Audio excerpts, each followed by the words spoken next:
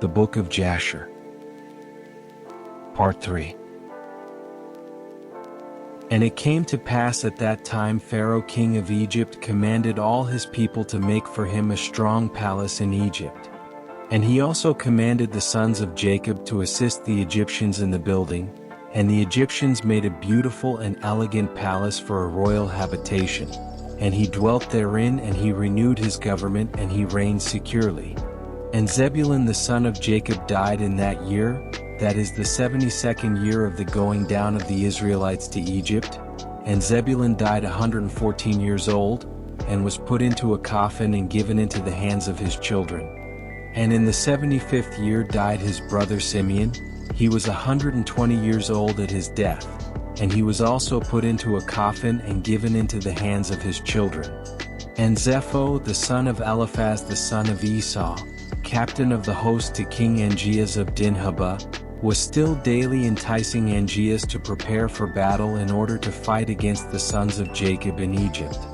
And Angeas was unwilling to do this thing, for his servants had related to him all the might of the sons of Jacob, what they had done unto them in their battle with the children of Esau.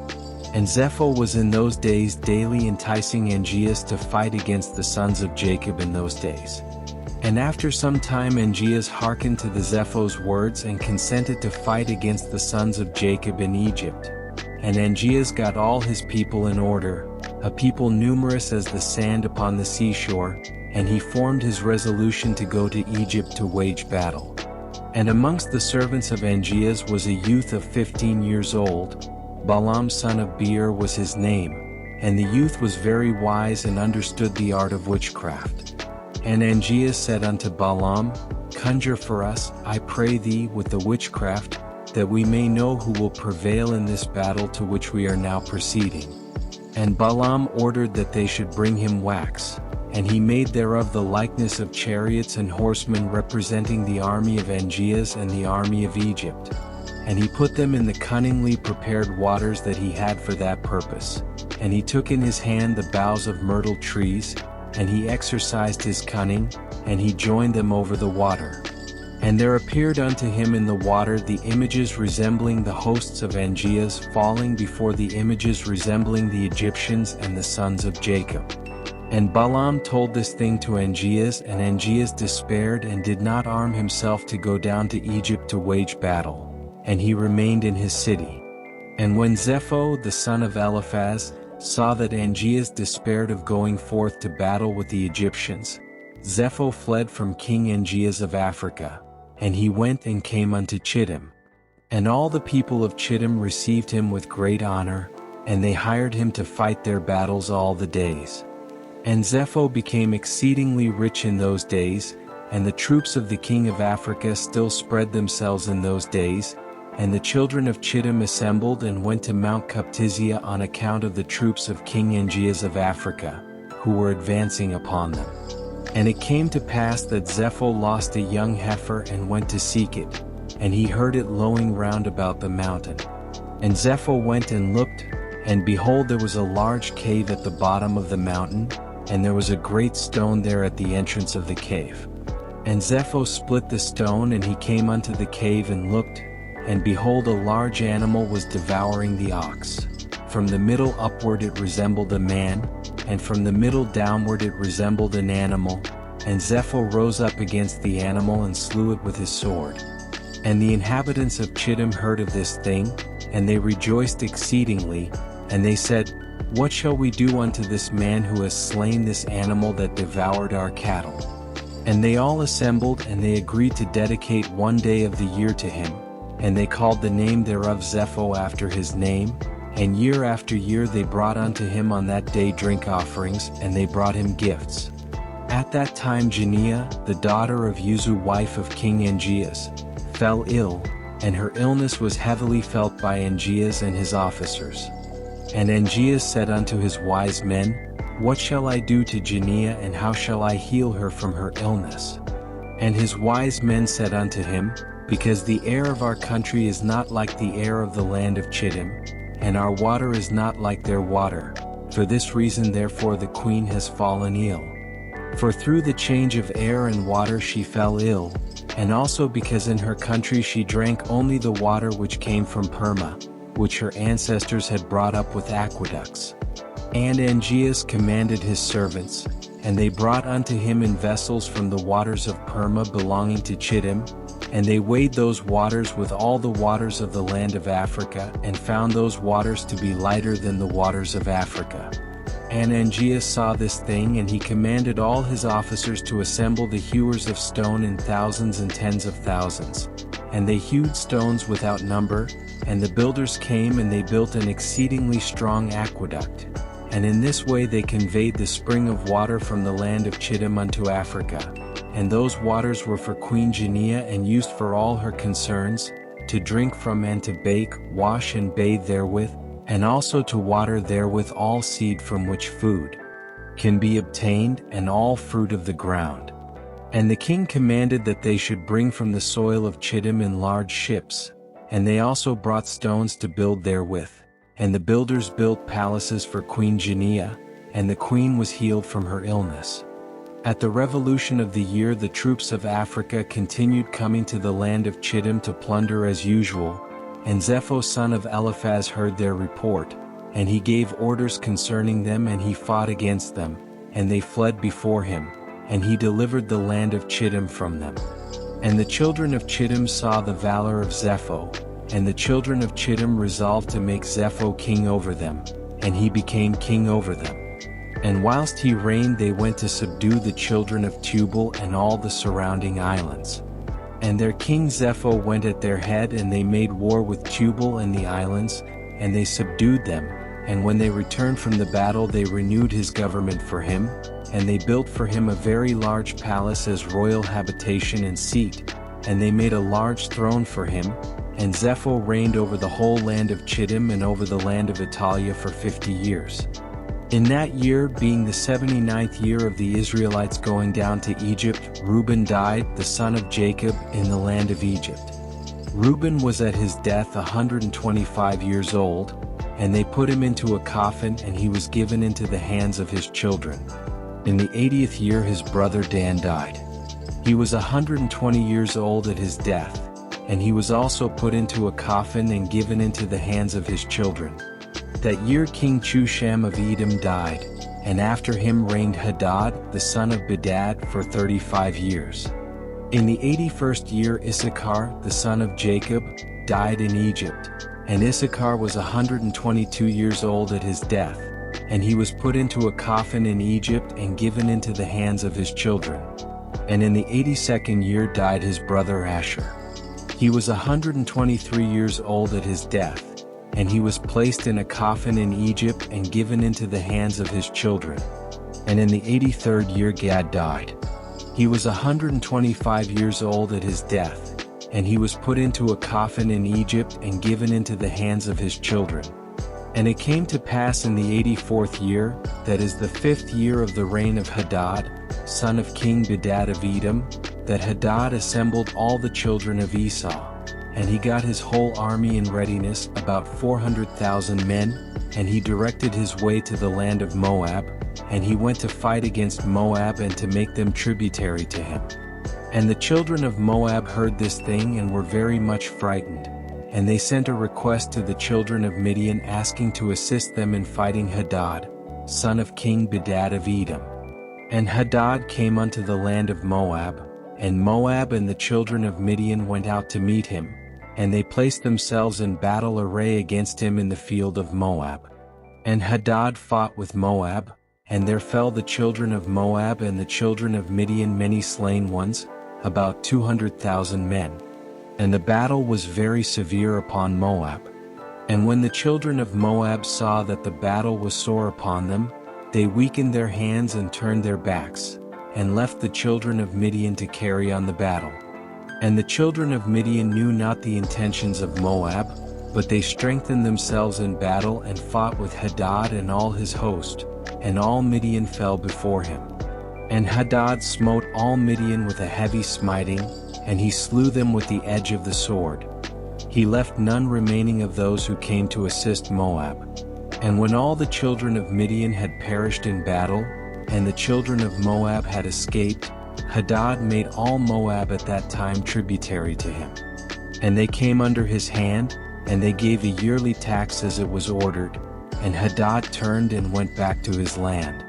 And at the revolution of the year, when the rest of the people of Midian that were in the land heard that all their brethren had fallen in battle against Hadad for the sake of Moab, because the children of Moab had turned their backs in battle and had left the fighting to Midian, then 5 of the princes of Midian resolved with the rest of their brethren, who remained in their land, to fight against Moab to avenge the cause of their brethren. And the children of Midian sent to all their brethren, the children of the east, and all their brethren, all the children of Keturah, to come and assist Midian to fight against Moab. And the children of Moab heard this thing, and they were greatly afraid that all the children of the east had assembled together against them for battle. And they, the children of Moab, sent a message to the land of Edom, to Hadad the son of Bedad, saying, Come now unto us and assist us, and we will smite Midian, for they all assembled together and have come against us with all their brethren, the children of the east, to wage battle, to avenge the cause of Midian that fell in battle. And Hadad, son of Bedad, king of Edom, went forth with his whole army and went to the land of Moab to fight against Midian, and Midian and the children of the east fought against Moab in the field of Moab, and the battle was very fierce between them. And Hadad smote all the children of Midian and the children of the east with the edge of the sword. And Hadad at that time delivered Moab from the hand of Midian, and those that remained of Midian. And the children of the east fled before Hadad and his army, and Hadad pursued them into their land, and smote them with a very heavy slaughter, and the slain fell on the road. And Hadad delivered Moab from the hand of Midian, for all the children of Midian had fallen by the edge of the sword, and Hadad turned and went back to his land. And from that day forth the children of Midian hated the children of Moab, because they had fallen in battle for their sake, and there was a great and mighty enmity between them all the days. And all that were found of Midian on the road of the land of Moab perished by the sword of Moab, and all that were found of Moab on the road of the land of Midian perished by the sword of Midian. Thus did Midian unto Moab, and Moab unto Midian for many days. And it came to pass at that time that Judah, the son of Jacob, died in Egypt, in the 86th year of Jacob going down to Egypt. And Judah was 129 years old at his death, and they embalmed him and put him into a coffin, and he was given into the hands of his children. And in the 89th year Naphtali died, he was 132 years old, and he was put into a coffin and given into the hands of his children. And it came to pass in the 91st year of the Israelites going down to Egypt, that is in the 30th year of the reign of Zepho, the son of Eliphaz son of Esau, in his reign over the children of Chittim, that the children of Africa came upon the children of Chittim to plunder them as usual, although they had not come upon them for 13 years. And they came to them in that year, and Zepho the son of Eliphaz went out to them with some of his men and smote them desperately. And the troops of Africa fled from before Zepho, and the slain fell before him. And Zepho and his men pursued them, going on and smiting them until near the borders of Africa. And King Angeas of Africa heard what Zepho had done, and it vexed him exceedingly, and Angeas was afraid of Zepho all the days. And in the 93rd year Levi the son of Jacob died in Egypt, and at his death Levi was 137 years old, and they put him into a coffin, and he was given into the hands of his children. And it came to pass after the death of Levi, when all Egypt saw that the sons of Jacob, the brethren of Joseph, were dead, that all the Egyptians began to afflict the children of Jacob and to embitter their lives from that day unto the day of their going forth from Egypt. And they took from their hands all the vineyards and fields which Joseph had given unto them, and all the elegant houses in which the people of Israel lived, and all the fat of Egypt. The Egyptians took all from the sons of Jacob in those days. And the hand of all Egypt became more grievous in those days against the children of Israel, and the Egyptians injured the Israelites until the children of Israel were weary of their lives on account of the Egyptians. And it came to pass in those days, in the 102nd year of Israel's going down to Egypt, that Pharaoh king of Egypt died, and Melul his son reigned in his stead, and all the mighty men of Egypt and the whole generation that knew Joseph and his brethren died in those days. And another generation rose up in their stead, which had not known the sons of Jacob and all the good which they had done to them, and had not seen all their might in Egypt. Therefore all Egypt began from that day forth to embitter the lives of the sons of Jacob and to afflict them with all manner of hard labor, because they had not known their ancestors who had delivered them in the days of the famine. And this was also from the Lord for the children of Israel, to benefit them in their latter days, in order that all the children of Israel might know the Lord their God, and to know the signs and mighty wonders which the Lord would do in Egypt on account of his people Israel, so that the children of Israel might fear the Lord God of their ancestors and walk in all his ways, they and their seed after them all the days. Melul was 20 years old when he began to reign, and he reigned 94 years, and all Egypt called his name Pharaoh after the name of his father, as it was their custom to do to every king who reigned over them in Egypt. At that time all the troops of King Angeas of Africa went forth to spread along the land of Chittim as usual for plunder. And Zepho the son of Eliphaz, son of Esau, heard their report, and he went forth to meet them with his army and fought them there on the road. And Zepho smote the troops of the king of Africa with the edge of the sword, and left none remaining of them, not even one returned to his master in Africa. And Angeas heard of what Zepho the son of Eliphaz had done to all his troops, that he had destroyed them. And Angeas assembled all his troops, all the men of the land of Africa, a people numerous like the sand by the seashore. And Angeas sent a message to his brother Lucas, saying, Come to me with all thy men and help me to smite Zepho and all the children of Chittim, who destroyed my men. And Lucas came with his whole army, a very great force, to assist his brother Angeas in fighting Zepho and the children of Chittim. And Zepho and the children of Chittim heard this thing, and they were much frightened, and a great terror fell upon their hearts. And Zepho also sent a letter to the land of Edom to Hadad, the son of King Bedad of Edom, and to all the children of Esau, saying, I have heard that King Angeas of Africa is coming to us with his brother for battle against us, and we are greatly afraid of him, for his army is very great, particularly as he comes against us together with his brother and his army likewise.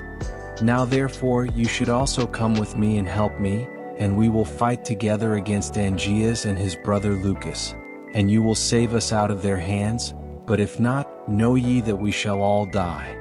And the children of Esau sent a letter to the children of Chittim and to Zepho their king, saying, We cannot fight against Angeas and his people, for a covenant of peace has been made between us many years ago, from the days of Bela the first king, and from the days of Joseph, king of Egypt, the son of Jacob, with whom we fought on the other side of Jordan when he buried his father. And when Zepho heard the words of his brethren, the children of Esau, he refrained from them, and Zepho was greatly afraid of Angeas. And Angeas and his brother Lucas arrayed all their forces, about 800,000 men, against the children of Chittim. And all the children of Chittim said unto Zepho, Pray for us to the God of thy ancestors, peradventure he may deliver us from the hand of Angeas and his army, for we have heard that he is a great God and that he delivers all who trust in him. Zepho heard their words, and Zepho sought the Lord and said, Lord, the God of Abraham and Isaac my ancestors, this day I know that thou art a true God and that all the gods of the nations are vain and useless. Remember now this day unto me thy covenant with Abraham our father, which our ancestors related unto us, and do graciously with me this day for the sake of Abraham and Isaac our fathers, and save me and the children of Chittim from the hand of the king of Africa who comes against us for battle. And the Lord hearkened to the voice of Zepho, and he had regard for him on account of Abraham and Isaac. And the Lord delivered Zepho and the children of Chittim from the hand of Angeas and his people. And Zepho fought King Angeas of Africa, and all his people on that day, and the Lord gave all the people of Angeas into the hands of the children of Chittim. And the battle was severe upon Angeas, and Zepho smote all the men of Angeas and his brother Lucas with the edge of the sword. There fell from them until the evening of that day about 400,000 men. And when Angeas saw that all his men perished, he sent a letter to all the inhabitants of Africa to come to him to assist him in the battle. And he wrote in the letter, saying, All who are found in Africa, let them come unto me from 10 years old and upward. Let them all come unto me, and behold, if he comes not he shall die, and all that he has with his whole household the king shall take. And all the men of fighting age of the inhabitants of Africa were terrified at the words of Angeas. And there went out of the cities about 300,000 men and boys, from 10 years upward, and they came to Angeas. And at the end of 10 days Angeas renewed the battle against Zepho and the children of Chittim, and the battle was very great and strong between them. And from Angeas and Lucas' army, Zepho sent many of the wounded unto his own land to become slaves, about 2,000 men, and Sosifter the captain of the host of Angeas fell in that battle. And when Sosifter had fallen, the African troops turned their backs to flee, and they fled, and Angeas and his brother Lucas were with them. And Zepho and the children of Chittim pursued them, and they smote them still heavily on the road, about 200 men, and they pursued Asdrubal, the son of Angeas, who had fled with his father, and they smote 20 of his men in the road, and Asdrubal escaped from the children of Chittim, and they did not slay him. And Angeas and his brother Lucas fled with the rest of their men, and they escaped and came into Africa with terror and consternation. And Angeas feared all the days lest Zepho, the son of Eliphaz, should go to war against him. And Balaam, the son of Beer, was engaged at that time with Angeas in battle, and when he saw that Zepho prevailed over Angeas, he fled from there and went to Chittim. And Zepho and the children of Chittim received him with great honor, for Zepho knew Balaam's wisdom, and Zepho gave unto Balaam many gifts, and he remained with him. And when Zepho had returned from the war, he commanded all the children of Chittim to be numbered who had gone into battle with him, and behold, not one was missing. And Zepho rejoiced at this thing, and he renewed his kingdom, and he made a feast for all his subjects. But Zepho did not remember the Lord, and did not consider that the Lord had helped him in battle, and that he delivered him and his people from the hand of the king of Africa, but continued to walk in the ways of the children of Chittim and the wicked children of Esau, to serve other gods which his brethren, the children of Esau, had taught him. It is therefore said, From the wicked goes forth wickedness. And Zepho reigned over all the children of Chittim securely, but knew not the Lord who had delivered him and all his people from the hand of the king of Africa. And the troops of Africa came no more to Chittim to plunder as usual, for they knew of the power of Zepho who had smitten them all at the edge of the sword. So Angeas was afraid of Zepho, the son of Eliphaz, and of the children of Chittim the rest of all the days of his life. At that time when Zepho had returned from the war, and when Zepho had seen how he prevailed over all the people of Africa and had smitten them in battle at the edge of the sword, then Zepho advised with the children of Chittim to go to Egypt to fight against the sons of Jacob and Pharaoh king of Egypt. For Zepho heard that the mighty men of Egypt were dead, and that Joseph and his brethren, the sons of Jacob, were dead, and that all their children belonging to the children of Israel remained in Egypt. And Zepho considered to go to fight against them in all Egypt, to avenge the cause of his brethren, the children of Esau, whom Joseph with his brethren and all Egypt had smitten in the land of Canaan when they went up to bury Jacob in Hebron. And Zepho sent messengers to Hadad, the son of Bedad, and to the king of Edom and all his brethren, the children of Esau, saying, Did not you say that you would not fight against the king of Africa, for he is a member of your covenant? Behold, I fought against him and smote him and all his people.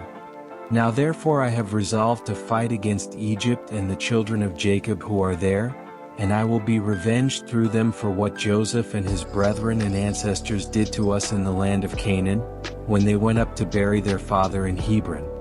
Now then, if you are willing to come to me to assist me in fighting against them in Egypt, then shall we avenge the cause of our brethren. And the children of Esau hearkened to the words of Zepho, and the children of Esau gathered themselves together, a very great people, and they went to assist Zepho and the children of Chittim in battle. And Zepho sent to all the children of the east and to all the children of Ishmael Emius singers with words like unto these, and they gathered themselves and came to the assistance of Zepho and the children of Chittim in the war upon Egypt. And all these kings, the king of Edom and the children of the east, and all the children of Ishmael and King Zepho of Chittim, went forth and arrayed all their hosts in Hebron. And the camp was very heavy, in length extending a distance of 3 days' journey, a people numerous as the sand upon the seashore which cannot be counted. And all these kings and their hosts went down to go against all Egypt in battle, and encamped together in the valley of Pathros. And all Egypt heard the report of it, and they also gathered themselves together, all the people of the land of Egypt, and of all the cities belonging to Egypt, about 300,000 men. And the men of Egypt sent a message also to the children of Israel who were in those days in the land of Goshen, to come to them in order to go and fight against these kings. And the men of Israel assembled, and they were about 150 men, and they went into battle to assist the Egyptians. And the men of Israel and of Egypt went forth, about 300,000 men and 150 men, and they went toward these kings to battle, and they placed themselves from without the land of Goshen opposite Pathros. But the Egyptians did not trust Israel to join their camps for battle, for all the Egyptians said, perhaps the children of Israel will deliver us into the hands of the children of Esau and Ishmael, for they are their brethren. And all the Egyptians said unto the children of Israel, remain you here together with each other in your place, and we will go and fight against the children of Esau and Ishmael, and if these kings should prevail over us, then come you all together upon them and assist us. And the children of Israel did so. And of Edom Zepho of Chittim, the son of Eliphaz son of Esau, and King Hadad of Edom, the son of Bedad, and all their camps, and all the children of the east and the children of Ishmael, a people numerous as sand, encamped together in the valley of Pathros opposite Tachpanches. And Balaam, the son of Beer the Syrian, was there in the camp of Zepho, for he came with the children of Chittim for battle. And Balaam was a man highly honored in the eyes of Zepho and his men. And Zepho said unto Balaam, try by divination for us that we may know who will prevail in the battle, we or the Egyptians. And Balaam rose up and tried the art of divination, and he was skillful in the knowledge of it, but he was confused and the work was destroyed in his hand. And he tried it again, but it did not succeed, and Balaam despaired of it and left it and did not complete it, for this was from the Lord, in order to cause Zepho and his people to fall into the hands of the children of Israel, who trusted in the Lord, the God of their ancestors, in their war. And Zepho and Hadad put their forces in battle array. And all the Egyptians went alone against them, about 300,000 men, and not one man of Israel was with them.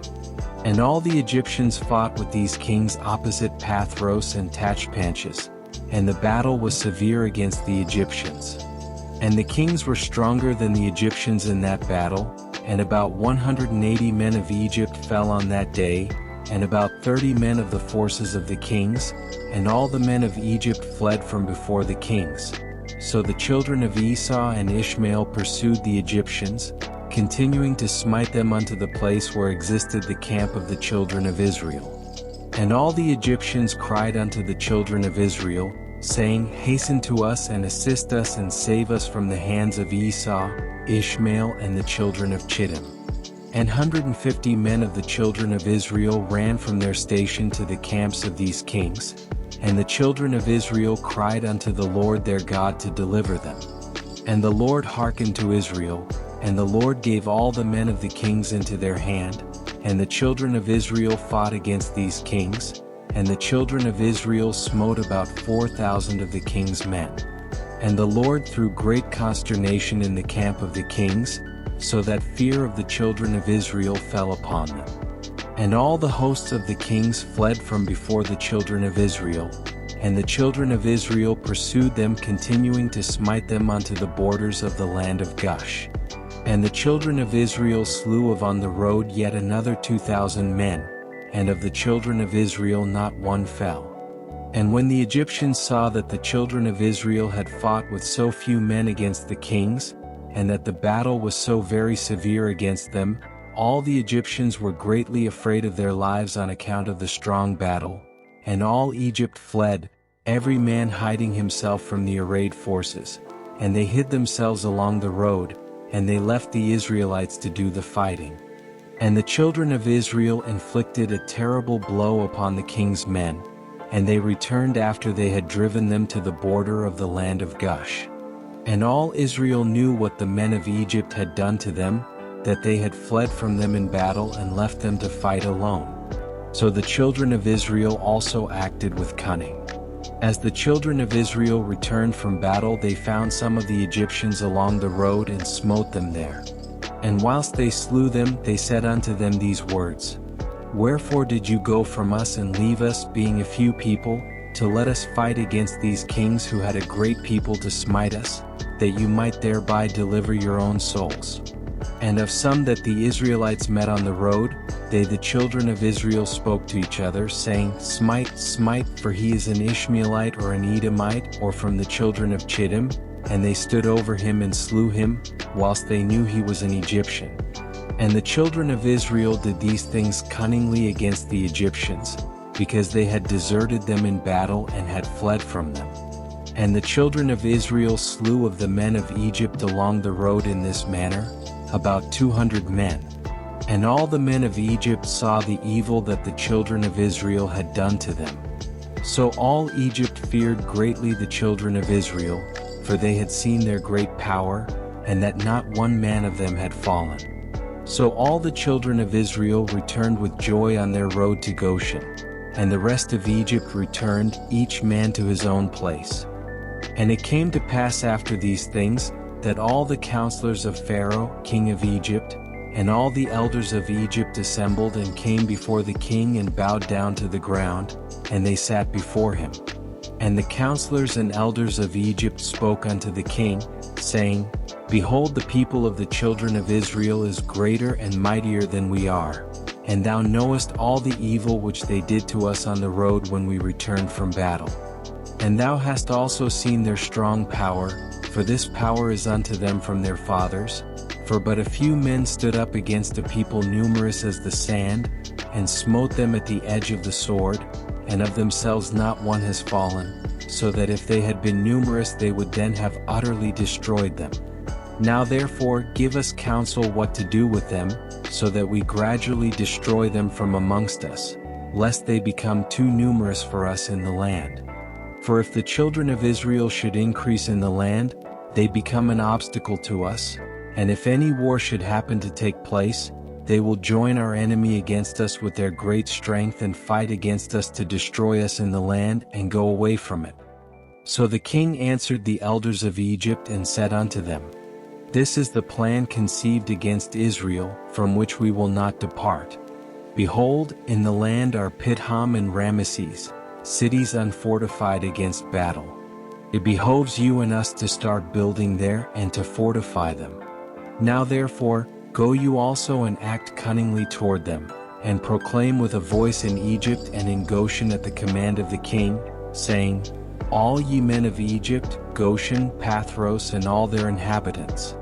The king has commanded us to build Pithom and Ramesses and fortify them for battle. Who amongst you of all Egypt, of the children of Israel and of all the inhabitants of the cities, are willing to build with us, each shall have his wages given to him daily at the king's order. So go you first and do cunningly, and gather yourselves and come to Pithom and Ramesses to build. And whilst you are building, cause a proclamation of this kind to be made throughout Egypt every day at the command of the king. And when some of the children of Israel shall come to build together with you, you shall give them their wages daily for a few days. And after they shall have built together with you for their daily hire, draw yourselves away from them daily, one by one in secret, and then you shall rise up and become their taskmasters and officers, and you shall leave them afterward to build without wages, and should they refuse, then force them with all your might to build. And if you do this, it will be well with us to strengthen our land against the children of Israel, for on account of the fatigue of the building and the work, the children of Israel will decrease, because you will deprive them from their wives day by day. And all the elders of Egypt heard the counsel of the king, and the counsel seemed good in their eyes and in the eyes of the servants of Pharaoh, and in the eyes of all Egypt, and they did according to the word of the king. And all the servants went away from the king, and they caused a proclamation to be made in all of Egypt, in Tachpanches and in Goshen, and in all the cities which surrounded Egypt, saying, You have seen what the children of Esau and Ishmael did to us, who came to war against us and wished to destroy us. Now therefore the king commanded us to fortify the land, to build the cities Pithom and Ramesses, and to fortify them for battle, if they should again come against us. Whosoever of you from all Egypt and from the children of Israel will come to build with us, he shall have his daily wages given by the king, as his command is unto us. And when Egypt and all the children of Israel heard all that the servants of Pharaoh had spoken, there came from the Egyptians and the children of Israel to build with the servants of Pharaoh, Pithom and Ramesses, but none of the children of Levi came with their brethren to build. And all the servants of Pharaoh and his princes came at first with deceit to build together with all the people of Israel as daily hired laborers, and they gave to Israel their daily hire at the beginning. And the servants of Pharaoh built with all the people of Israel, and were employed in that work with Israel for a month. And at the end of the month, all the servants of Pharaoh began to withdraw secretly from the people of Israel daily.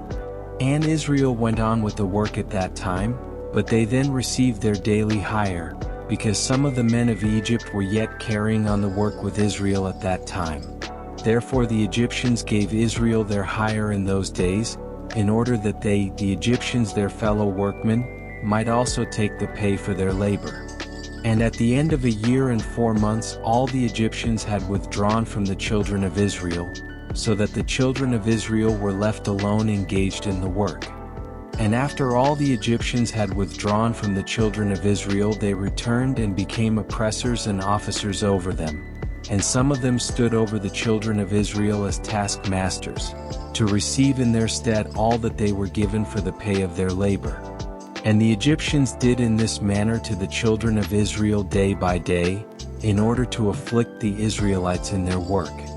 And all the children of Israel were alone, engaged in the labor, and the Egyptians refrained from giving any pay to the children of Israel from that time forward.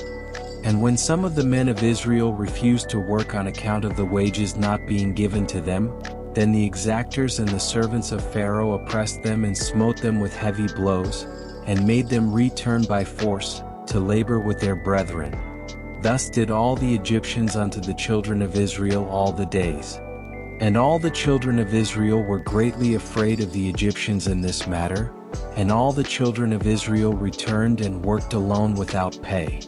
And the children of Israel built Pithom and Ramesses, and all the children of Israel did the work, some making bricks and some building, and the children of Israel built and fortified all the land of Egypt and its walls, and the children of Israel were engaged in work for many years, until the time came when the Lord remembered them and brought them out of Egypt. But the children of Levi were not employed in the work with their brethren of Israel, from the beginning unto the day of their going forth from Egypt. For all the children of Levi knew that the Egyptians had spoken all these words with deceit to the Israelites. Therefore the children of Levi refrained from approaching the work in which their brethren labored. And the Egyptians did not direct their attention to make the children of Levi work afterward, since they had not been with their brethren at the beginning, therefore the Egyptians left them alone. And the hands of the men of Egypt were directed with continued severity against the children of Israel in that work, and the Egyptians made the children of Israel work with rigor. And the Egyptians embittered the lives of the children of Israel with hard work, in making mortar and bricks, and also in all manner of work in the field. And the children of Israel called Melol the king of Egypt, Mirror king of Egypt, because in his days the Egyptians had embittered their lives with all manner of work. And all the work wherein the Egyptians made the children of Israel labor, was exacted by them with rigor, in order to afflict the children of Israel, but the more they afflicted them, the more they increased and grew. And seeing this, the Egyptians were grieved because of the children of Israel. At that time Hadad died, the son of King Bedad of Edom, and Samlah from Misreka, from the country of the children of the east, reigned in his place. In the 13th year of the reign of Pharaoh king of Egypt, which was the 125th year of the Israelites going down into Egypt, Samlah had reigned over Edom 18 years. And when he reigned, he drew forth his hosts to go and fight against Zepho the son of Eliphaz and the children of Chittim, because they had made war against King Angeas of Africa and had destroyed his whole army. But he did not engage with him, for the children of Esau prevented him, saying he was their brother. So Samlah listened to the voice of the children of Esau, and turned back with all his forces to the land of Edom, and did not proceed to fight against Zepho the son of Eliphaz. And Pharaoh king of Egypt heard this thing, saying, King Samlah of Edom has resolved to fight the children of Chittim, and afterward he will come to fight against Egypt. And when the Egyptians heard this matter, they increased the labor upon the children of Israel, lest the Israelites should do unto them as they did unto them in their war against the children of Esau in the days of Hadad. So the Egyptians said unto the children of Israel, Hasten and do your work, and finish your task, and strengthen the land, lest the children of Esau your brethren should come to fight against us, for on your account will they come against us. And the children of Israel did the work of the men of Egypt day by day, and the Egyptians afflicted the children of Israel in order to lessen them in the land. But as the Egyptians increased the labor upon the children of Israel, so did the children of Israel increase and multiply, and all of Egypt was filled with the children of Israel. And in the 125th year of Israel's going down into Egypt, all the Egyptians saw that their counsel did not succeed against Israel, but that they increased and grew, and the land of Egypt and the land of Goshen were filled with the children of Israel. So all the elders of Egypt and its wise men came before the king and bowed down to him and sat before him. And all the elders of Egypt and the wise men thereof said unto the king, May the king live forever. Thou advised us the counsel against the children of Israel, and we did unto them according to the word of the king. But in proportion to the increase of the labor so do they increase and grow in the land, and behold the whole country is filled with them. Now therefore our Lord and King, the eyes of all Egypt are upon thee to give them advice with thy wisdom, by which they may prevail over Israel to destroy them, or to diminish them from the land. And the king answered them, saying, Give you counsel in this matter that we may know what to do unto them. And an officer, one of the king's counselors, whose name was Job, from Mesopotamia in the land of Uz, answered the king, saying, If it pleases the king, let him hear the counsel of his servant. And the king said unto him, Speak. And Job spoke before the king, the princes, and before all the elders of Egypt, saying, Behold, the counsel of the king which he advised formerly in respect to the labor of the children of Israel is very good, and you must not remove from them that labor forever.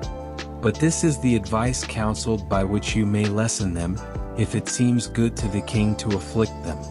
Behold, we have feared war for a long time, and we said, When Israel becomes fruitful in the land, they will drive us from the land if a war should take place.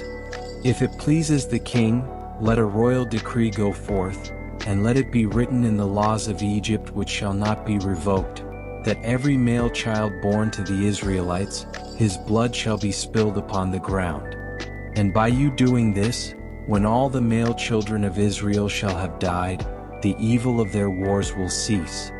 Let the king do so and send for all the Hebrew midwives and order them in this matter to execute it. So the thing pleased the king and the princes, and the king did according to the word of Job. And the king sent for the Hebrew midwives to be called, of which the name of one was Shephrah, and the name of the other Puah. And the midwives came before the king and stood in his presence. And the king said unto them, When you do the office of a midwife to the Hebrew women, and see them upon the stools, if it be a son, then you shall kill him, but if it be a daughter, then she shall live. But if you will not do this thing, then will I burn you up and all your houses with fire. But the midwives feared God and did not hearken to the king of Egypt nor to his words. And when the Hebrew women brought forth to the midwife son or daughter, then did the midwife do all that was necessary to the child and let it live. Thus did the midwives all the days. And this thing was told to the king, and he sent and called for the midwives, and he said to them, Why have you done this thing and have saved the children alive? And the midwives answered and spoke together before the king, saying, Let not the king think that the Hebrew women are as the Egyptian women, for all the children of Israel are hale, and before the midwife comes to them they are delivered. And as for us thy handmaids, for many days no Hebrew woman has brought forth upon us. For all the Hebrew women are their own midwives, because they are hale. And Pharaoh heard their words and believed them in this matter. And the midwives went away from the king, and God dealt well with them, and the people multiplied and waxed exceedingly. There was a man in the land of Egypt of the seed of Levi, whose name was Amram, the son of Kehath, son of Levi, the son of Israel. And this man went and took a wife, namely Jochebed, the daughter of Levi his father's sister, and she was 126 years old, and he came unto her. And the woman conceived and bare a daughter, and she called her name Miriam, because in those days the Egyptians had embittered the lives of the children of Israel. And she conceived again and bare a son, and she called his name Aaron. For in the days of her conception Pharaoh began to spill the blood of the male children of Israel. In those days King Zepho of Chittim died, the son of Eliphaz son of Esau, and Janaeas reigned in his stead. The time Zepho reigned over the children of Chittim was 50 years, and he died and was buried in the city of Nabna in the land of Chittim. And Janaeas, one of the mighty men of the children of Chittim, reigned after him and reigned 50 years. And it was after the death of the king of Chittim that Balaam the son of Beor fled from the land of Chittim. And he went and came to Egypt to Pharaoh king of Egypt. And Pharaoh received him with great honor, for he had heard of his wisdom, and he gave him presents and made him a counselor and aggrandized him. And Balaam dwelt in Egypt, in honor with all the nobles of the king. And the nobles exalted him, because they all coveted to learn his wisdom. And in the 130th year of Israel going down to Egypt, Pharaoh dreamed that he was sitting upon his kingly throne, and that he lifted up his eyes and saw an old man standing before him. And there were scales in the hands of the old man, such scales as are used by merchants. And the old man took the scales and hung them before Pharaoh. And the old man took all the elders of Egypt and all its nobles and great men, and he tied them together and put them on one scale. And he took a milk kid and put it on the other scale, and the kid preponderated over all. And Pharaoh was astonished at this dreadful vision, why the kid should preponderate over all. And Pharaoh woke up, and behold, it was a dream. And Pharaoh rose up early in the morning and called all his servants and related to them the dream, and the men were much frightened. And the king said to all his wise men, Interpret, I pray you, the dream which I dreamed, that I may know its interpretation. And Balaam the son of Beor answered the king and said unto him, This means nothing else but a great evil that will spring up against Egypt in the latter days. For a son will be born to Israel, who will destroy all Egypt and its inhabitants, and bring forth the Israelites from Egypt with a mighty hand. Now therefore, king, take counsel upon this matter, that you may destroy the hope of the children of Israel and their expectation before this evil arises against Egypt. And the king said unto Balaam, What shall we do unto Israel? Surely after a certain manner did we at first counsel against them and could not prevail over them. Now therefore give you also advice against them by which we may prevail over them. And Balaam answered the king, saying, Send now and call thy 2 counselors, and we will see what their advice is upon this matter, and afterward thy servant will speak. And the king sent and called his 2 counselors, Reuel the Midianite and Job the Uzite, and they came and sat before the king. And the king said to them, Behold, you have both heard the dream which I dreamed, and the interpretation thereof. Now therefore give counsel and know and see what is to be done against the children of Israel, whereby we may prevail over them before their evil shall spring up against us.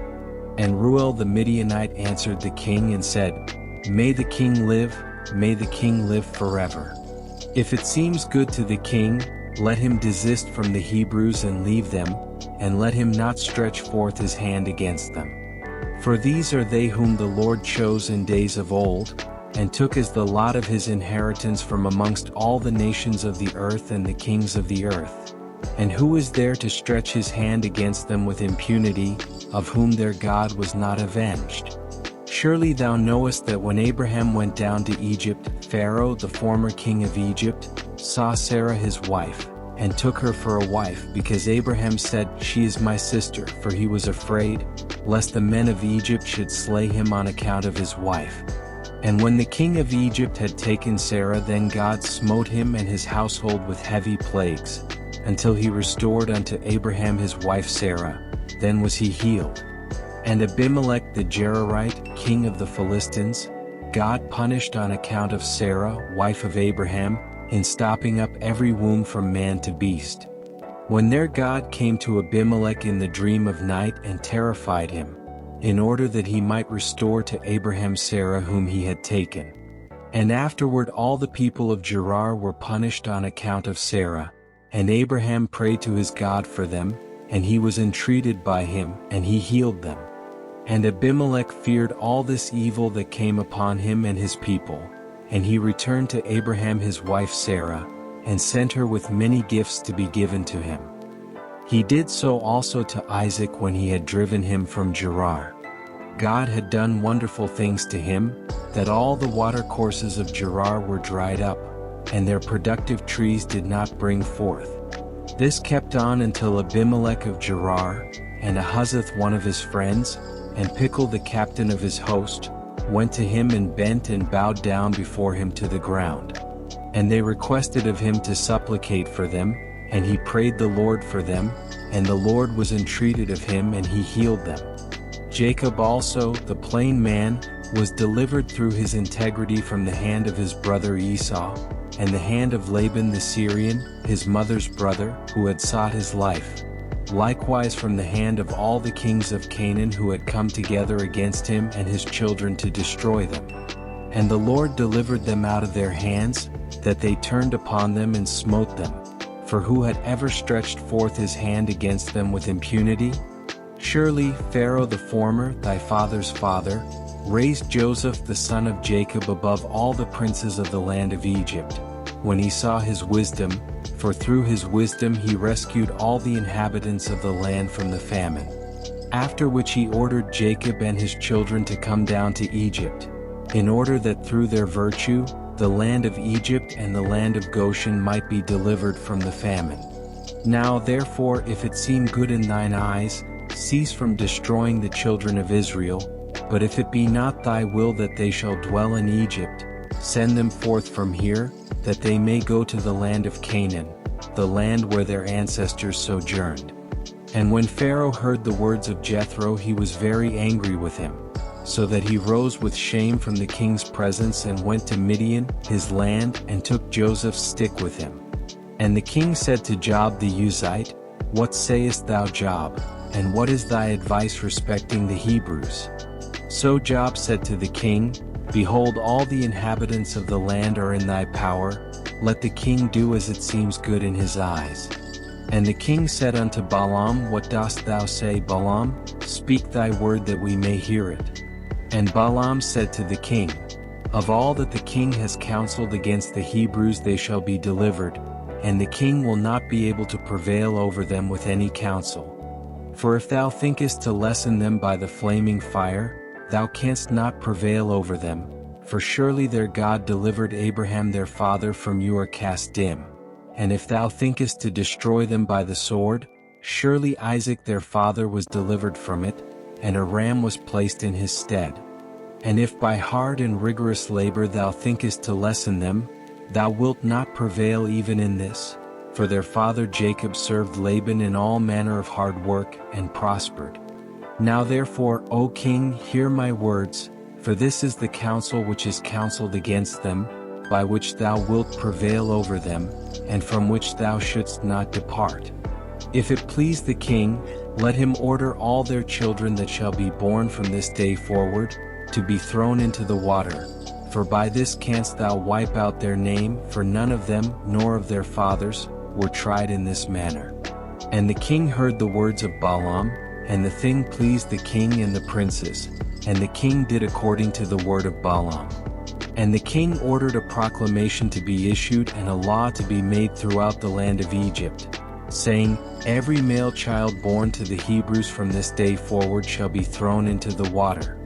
And Pharaoh called unto all his servants, saying, Go now and seek throughout the land of Goshen where the children of Israel are, and see that every son born to the Hebrews shall be cast into the river, but every daughter you shall let live.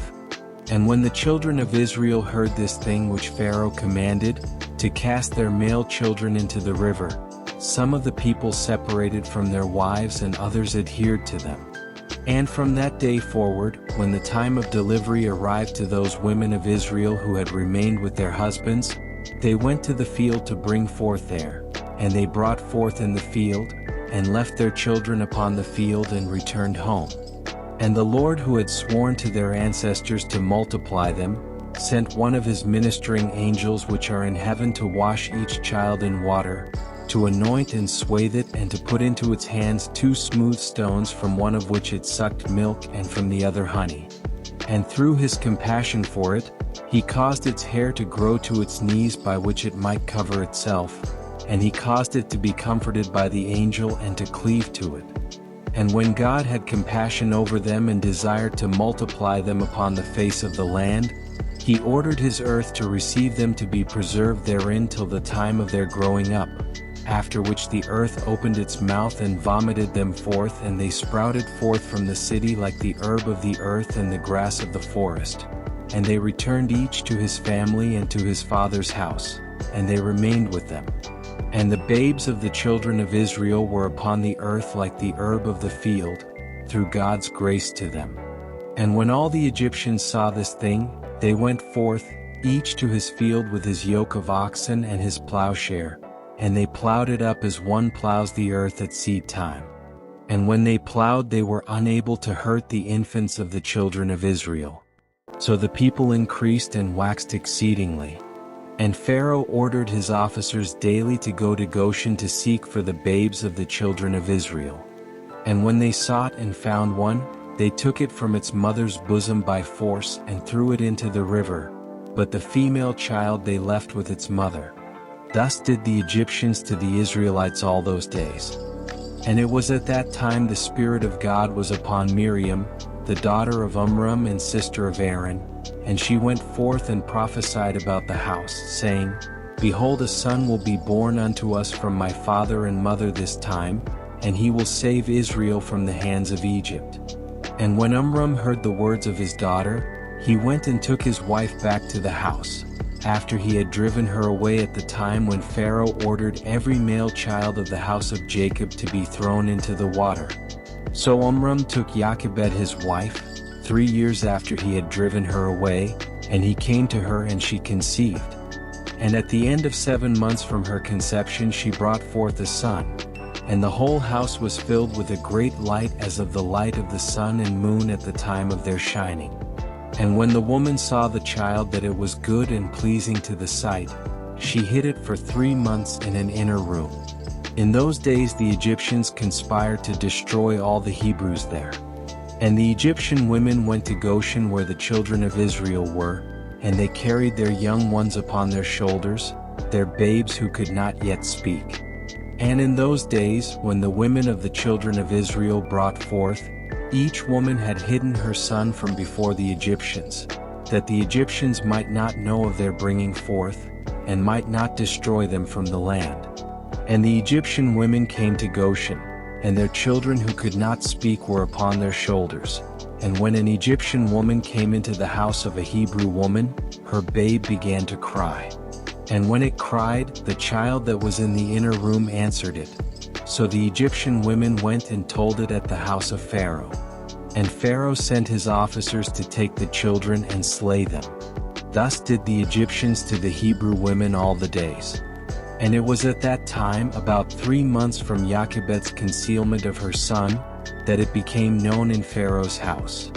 And the woman hastened to take away her son before the officers came, and she took for him an ark of bulrushes, and daubed it with slime and with pitch, and put the child therein, and she laid it in the flags by the river's brink. And his sister Miriam stood afar off to know what would be done to him, and what would become of her words. And God sent forth at that time a terrible heat in the land of Egypt, which burned up the flesh of man like the sun in his circuit, and it greatly oppressed the Egyptians. And all the Egyptians went down to bathe in the river on account of the consuming heat which burned up their flesh. And Bathia, the daughter of Pharaoh, went also to bathe in the river, owing to the consuming heat, and her maidens walked at the riverside, and all the women of Egypt as well.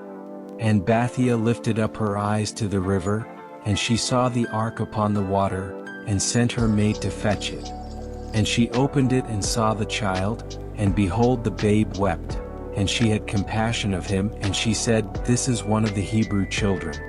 And all the women of Egypt, walking on the riverside, desired to give him suck, but he would not suck, for this thing was from the Lord in order to restore him to his mother's breast. And his sister Miriam was at that time amongst the Egyptian women at the riverside. She saw this thing and said to Pharaoh's daughter, Shall I go and fetch a nurse of the Hebrew women, that she may nurse the child for thee? And Pharaoh's daughter said to her, Go. And the young woman went and called the child's own mother. And Pharaoh's daughter said to Jochebed, Take this child away and suckle it for me, and I will pay thee thy wages, 2 bits of silver daily. And the woman took the child and nursed it. And at the end of 2 years, when the child grew up, she brought him to the daughter of Pharaoh, and he was unto her as a son, and she called his name Moses, for she said, Because I drew him out of the water. And Amram his father called his name Chabar, for he said, It was for him that he associated with his wife, whom he had turned away. And Jochebed his mother called his name Jekuthiel, for she said, I have hoped for him to the Almighty, and God restored him unto me. And Miriam his sister called him Jared, for she descended after him to the river to know what his end would be. And his brother Aaron called his name Abi-Zanak, saying, My father left my mother and returned to her on his account. And Kehath, the father of Amram, called his name Abigdor, because on his account did God mend the breach of the house of Jacob, that they could no longer throw their male children into the water. And their nurse called him Abi-Socho, saying, In his tabernacle was he hidden for 3 months on account of the children of Ham. And all Israel called his name Shemaiah, son of Nethanel, for they said, In his days God heard their cries and rescued them from their oppressors. Moses was in Pharaoh's house and was unto Bathia, Pharaoh's daughter, as a son. And Moses grew up amongst the king's children. And the king of Edom died in those days in the 18th year of his reign, and was buried in his temple which he had built for himself as his royal residence in the land of Edom. And the children of Esau sent an envoy to Pethor, which is upon the river, and they fetched from there a young man of beautiful eyes and comely aspect, whose name was Saul, and they made him king over them in the place of Samlah. And Saul reigned over all the children of Esau in the land of Edom for 40 years. And when Pharaoh king of Egypt saw that the counsel which Balaam had advised respecting the children of Israel did not succeed, but that still they were fruitful, multiplied and increased throughout the land of Egypt, then Pharaoh commanded in those days that a proclamation should be issued throughout Egypt to the children of Israel, saying, No man shall diminish anything of his daily labor. And if a man shall be found deficient in his labor, which he performs daily, whether in mortar or in bricks, then his youngest son shall be put in his place. And the forced labor of Egypt strengthened upon the children of Israel in those days. And behold, if one brick was deficient in any man's daily labor, the Egyptians took his youngest boy by force from his mother and put him instead into making the brick that his father had left wanting. And the men of Egypt did so to all the children of Israel day by day, all the days for a long period. But the tribe of Levi did not at that time work with the Israelites, their brethren, as it was from the beginning, for the children of Levi knew the cunning of the Egyptians, which they exercised at the start of the project toward the Israelites. And in the 3rd year from the birth of Moses, Pharaoh was sitting at a banquet, when Queen Alperaneth was sitting at his right and Bathia at his left. And the lad Moses was lying upon her bosom, and Balaam the son of Beor with his 2 sons, and all the princes of the kingdom were sitting at table in the king's presence. And the lad stretched forth his hand upon the king's head, and took the crown from the king's head and placed it on his own head.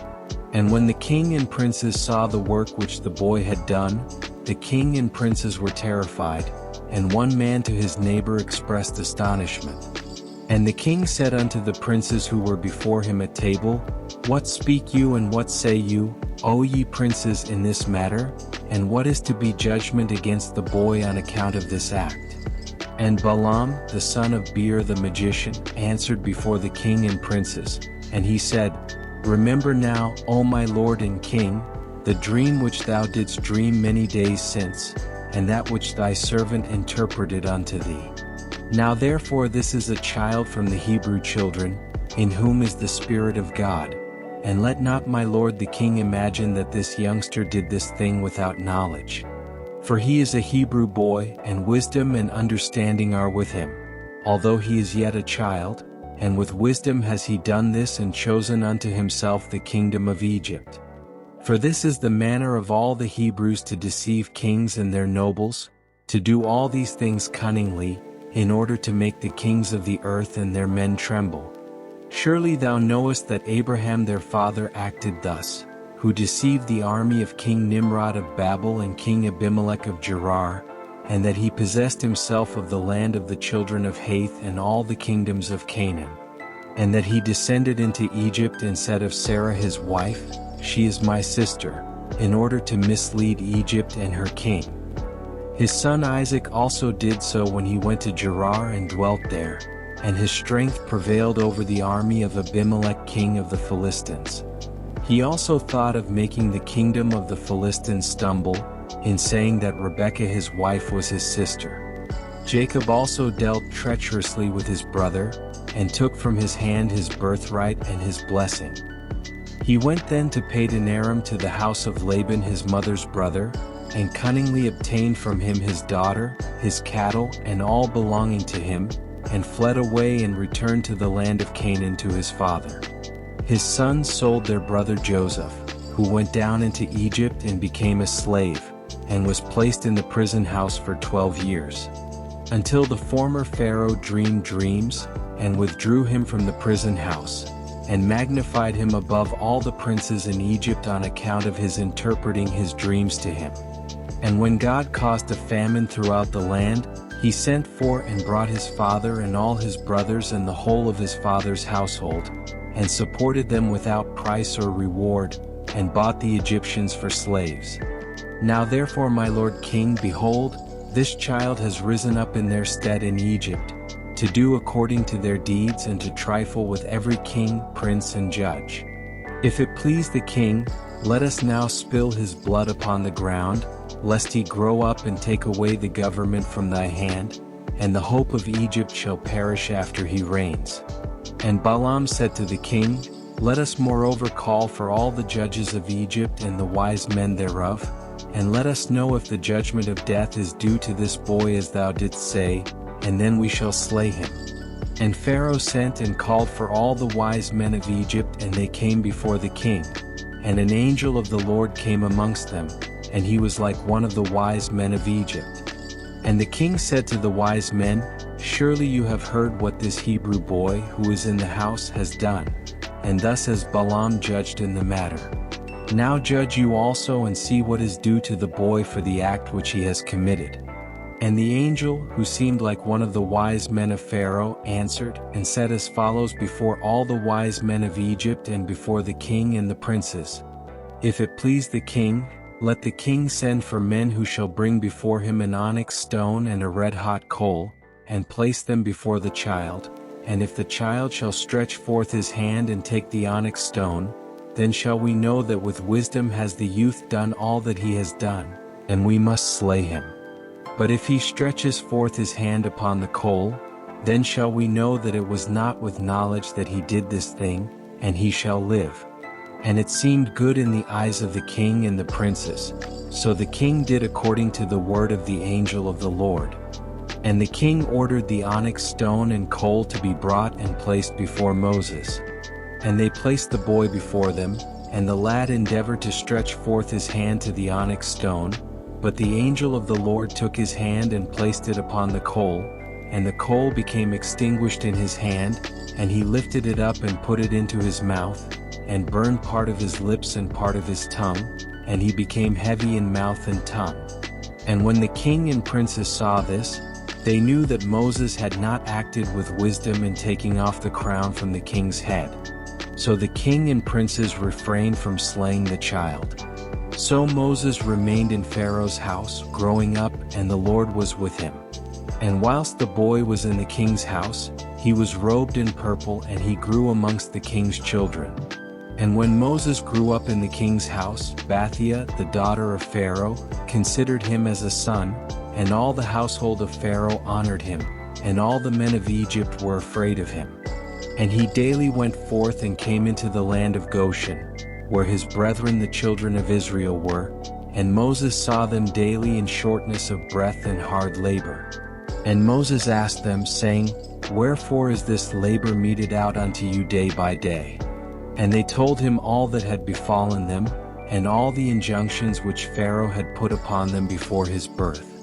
And they told him all the counsels that Balaam, the son of Beor, had counseled against them, and what he had also counseled against him in order to slay him after he had taken the king's crown from off his head.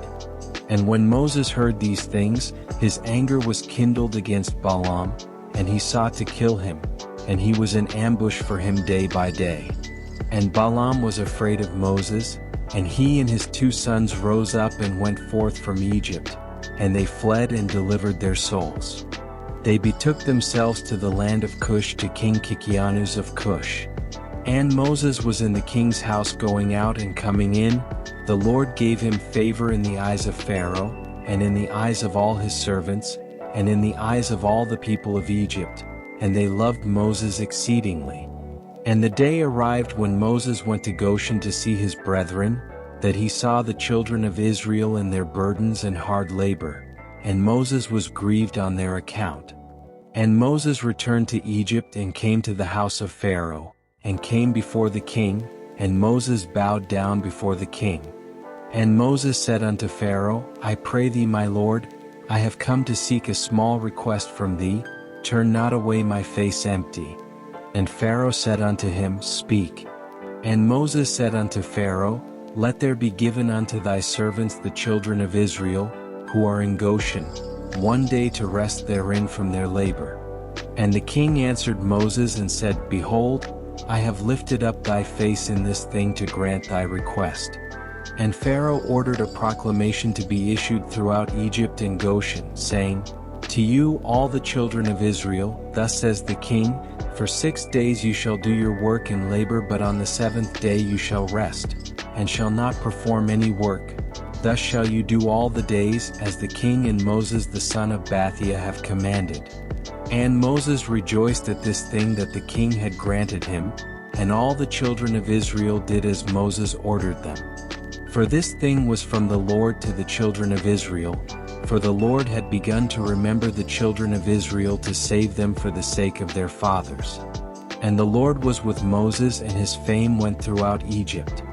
And Moses became great in the eyes of all the Egyptians and in the eyes of all the children of Israel, seeking good for his people Israel, speaking words of peace regarding them to the king. And when Moses was 18 years old, he desired to see his father and mother and went to them to Goshen. And when Moses had come near Goshen, he came to the place where the children of Israel were engaged in work, and he observed their burdens, and he saw an Egyptian smiting one of his Hebrew brethren.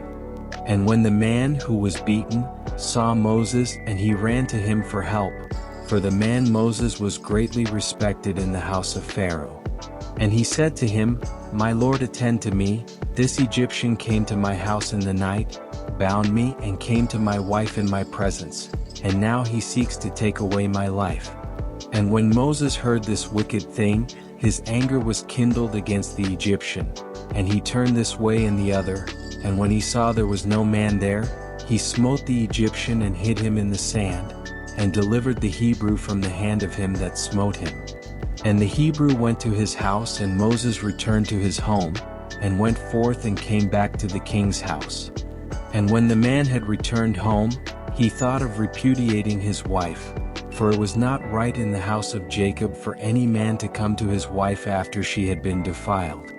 And the woman went and told her brothers, and the woman's brothers sought to slay him, and he fled to his house and escaped. And on the second day Moses went forth to his brethren, and saw, and behold, two men were quarreling, and he said to the wicked one, "Why dost thou smite thy neighbor?" And he answered and said to him, "Who has set thee for a prince and judge over us? Dost thou think to slay me as thou didst slay the Egyptian?" And Moses was afraid and said, "Surely the thing is known." And Pharaoh heard of this affair, and he ordered Moses to be slain. So God sent his angel, and he appeared unto Pharaoh in the likeness of a captain of the guard. And the angel of the Lord took the sword from the hand of another captain of the guard, and took his head off with it, for the likeness of the other captain of the guard had been turned into the likeness of Moses. Afterwards the angel of the Lord took hold of the right hand of Moses, and brought him forth from Egypt and placed him outside Egypt's borders, at a distance of a 40 days' journey. And Aaron his brother alone remained in the land of Egypt, and he prophesied to the children of Israel, saying, "Thus says the Lord God of your ancestors, throw away each man the abominations of his eyes, and do not defile yourselves with the idols of Egypt." And the children of Israel rebelled and would not hearken to Aaron at that time. And the Lord thought to destroy them, were it not that the Lord remembered the covenant which he had made with Abraham, Isaac, and Jacob. In those days the hand of Pharaoh continued to be severe against the children of Israel, and he crushed and oppressed them until the time when God sent forth his word and took notice of them. And it was in those days that there was a great war between the children of Cush and the children of the east in Aram, and they rebelled against the king of Cush in whose hands they were. So King Kikianus of Cush went forth with all the children of Cush, a people numerous as the sand, and he went to fight against Aram and the children of the east, to bring them under subjection. And when Kikianus went out, he left the magician Balaam with his 2 sons to guard the city and the lowest sort of the people of the land. So Kikianus went forth to Aram and the children of the east, and he fought against them and smote them, and they all fell down wounded before Kikianus and his people. And he took many of them captive, and he brought them under subjection as at first, and he encamped upon their land to take tribute from them as usual. And Balaam the son of Beor, when the king of Cush left him to guard the city and the poor of the city, rose up and advised the people of the land to rebel against King Kikianus and not to let him enter the city when coming home. And the people of the land hearkened to him, and they swore to him and made him king over them, and his 2 sons for captains of the army. So they rose up and raised the walls of the city at the 2 corners, and they built an exceedingly strong building.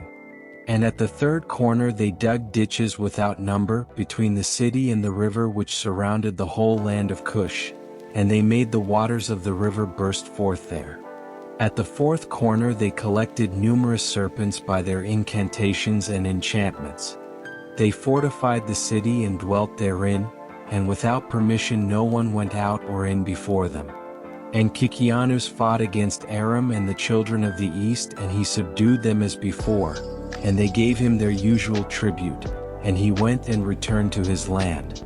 And when King Kikianus of Cush approached his city together with all the captains of the forces, they lifted up their eyes and saw that the walls of the city were built up and greatly elevated.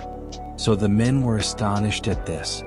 And they said to one another, "It is because they saw that we were delayed in the battle, and were much concerned about us. Therefore have they done this thing and raised the city walls and fortified them, so that the kings of Canaan might not come in battle against them." So the king and the troops approached the city door, and they looked up, and behold, all the gates of the city were closed. And they called out to the sentinels, saying, "Open unto us that we may enter the city." But the sentinels refused to open to them by order of the magician Balaam their king. They suffered them not to enter their city. So they raised a battle against them opposite the city gate, and 130 men of the army of Kikianus fell on that day. And on the next day they continued to fight, and they fought at the side of the river. They endeavored to pass but succeed, so some of them sank in the pits and died. So the king ordered them to cut down trees to make rafts, upon which they might pass to them, and they did so. And when they came to the place of the ditches, the waters revolved by mills, and 200 men upon 10 rafts were drowned. And on the third day they came to fight at the side where the serpents were, but they could not approach there. So the serpents slew of them 170 men, and they ceased fighting against Cush. They besieged Cush for 9 years, no person came out or in. At that time that the war and the siege were against Cush, Moses fled from Egypt from Pharaoh, who sought to kill him for having slain the Egyptian. And Moses was 18 years old when he fled from Egypt from the presence of Pharaoh. And he fled and escaped to the camp of Kikianus, which at that time was besieging Cush. And Moses was 9 years in the camp of King Kikianus of Cush, all the time that they were besieging Cush, and Moses went out and came in with them. And the king and princes and all the fighting men loved Moses, for he was great and worthy, his stature was like a noble lion, his face was like the sun, and his strength was like that of a lion, and he was counselor to the king. And at the end of 9 years Kikianus was seized by a mortal disease, and his illness prevailed over him, and he died on the 7th day. So his servants embalmed him, and carried him, and buried him opposite the city gate to the north of the land of Egypt. And they built over him an elegant, strong, and high building, and they placed great stones below.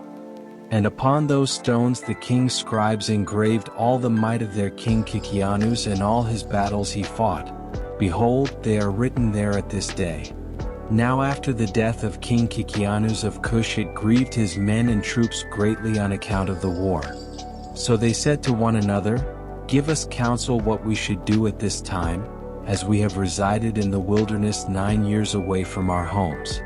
If we say, we will fight against the city, many of us will fall wounded or killed, and if we remain here in the siege we shall also die.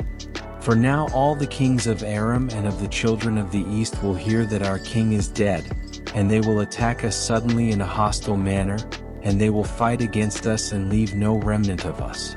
Now therefore let us go and make a king over us, and let us remain in the siege until the city is delivered up to us." And they wished to choose on that day a man for king from the army of Kikianus, and they found no object of their choice like Moses to reign over them. And they hastened and stripped off the garments of each man and cast them upon the ground, and they made a great heap and placed Moses thereon. And they rose up and blew trumpets and called out before him and said, "May the king live, may the king live." And all the people and nobles swore unto him to give him for a wife Queen Adonia, the Cushite, wife of Kikianus, and they made Moses king over them on that day. And all the people of Cush issued a proclamation on that day, saying, "Every man must give something to Moses of what is in his possession." And they spread out a sheet upon the heap, and every man cast into it something of what he had. one a gold ear-ring and the other a coin. Also of onyx stones, bdellium, pearls and marble did the children of Cush cast unto Moses upon the heap, also silver and gold in great abundance. And Moses took all the silver and gold, all the vessels, and the bdellium and onyx stones, which all the children of Cush had given to him, and he placed them amongst his treasures. And Moses reigned over the children of Cush on that day, in the place of King Kikianus of Cush. In the 55th year of the reign of Pharaoh king of Egypt, that is in the 157th year of the Israelites going down into Egypt, Moses reigned in Cush. Moses was 27 years old when he began to reign over Cush, and 40 years did he reign. And the Lord granted Moses favor and grace in the eyes of all the children of Cush, and the children of Cush loved him exceedingly. So Moses was favored by the Lord and by men. And in the 7th day of his reign, all the children of Cush assembled and came before Moses and bowed down to him to the ground.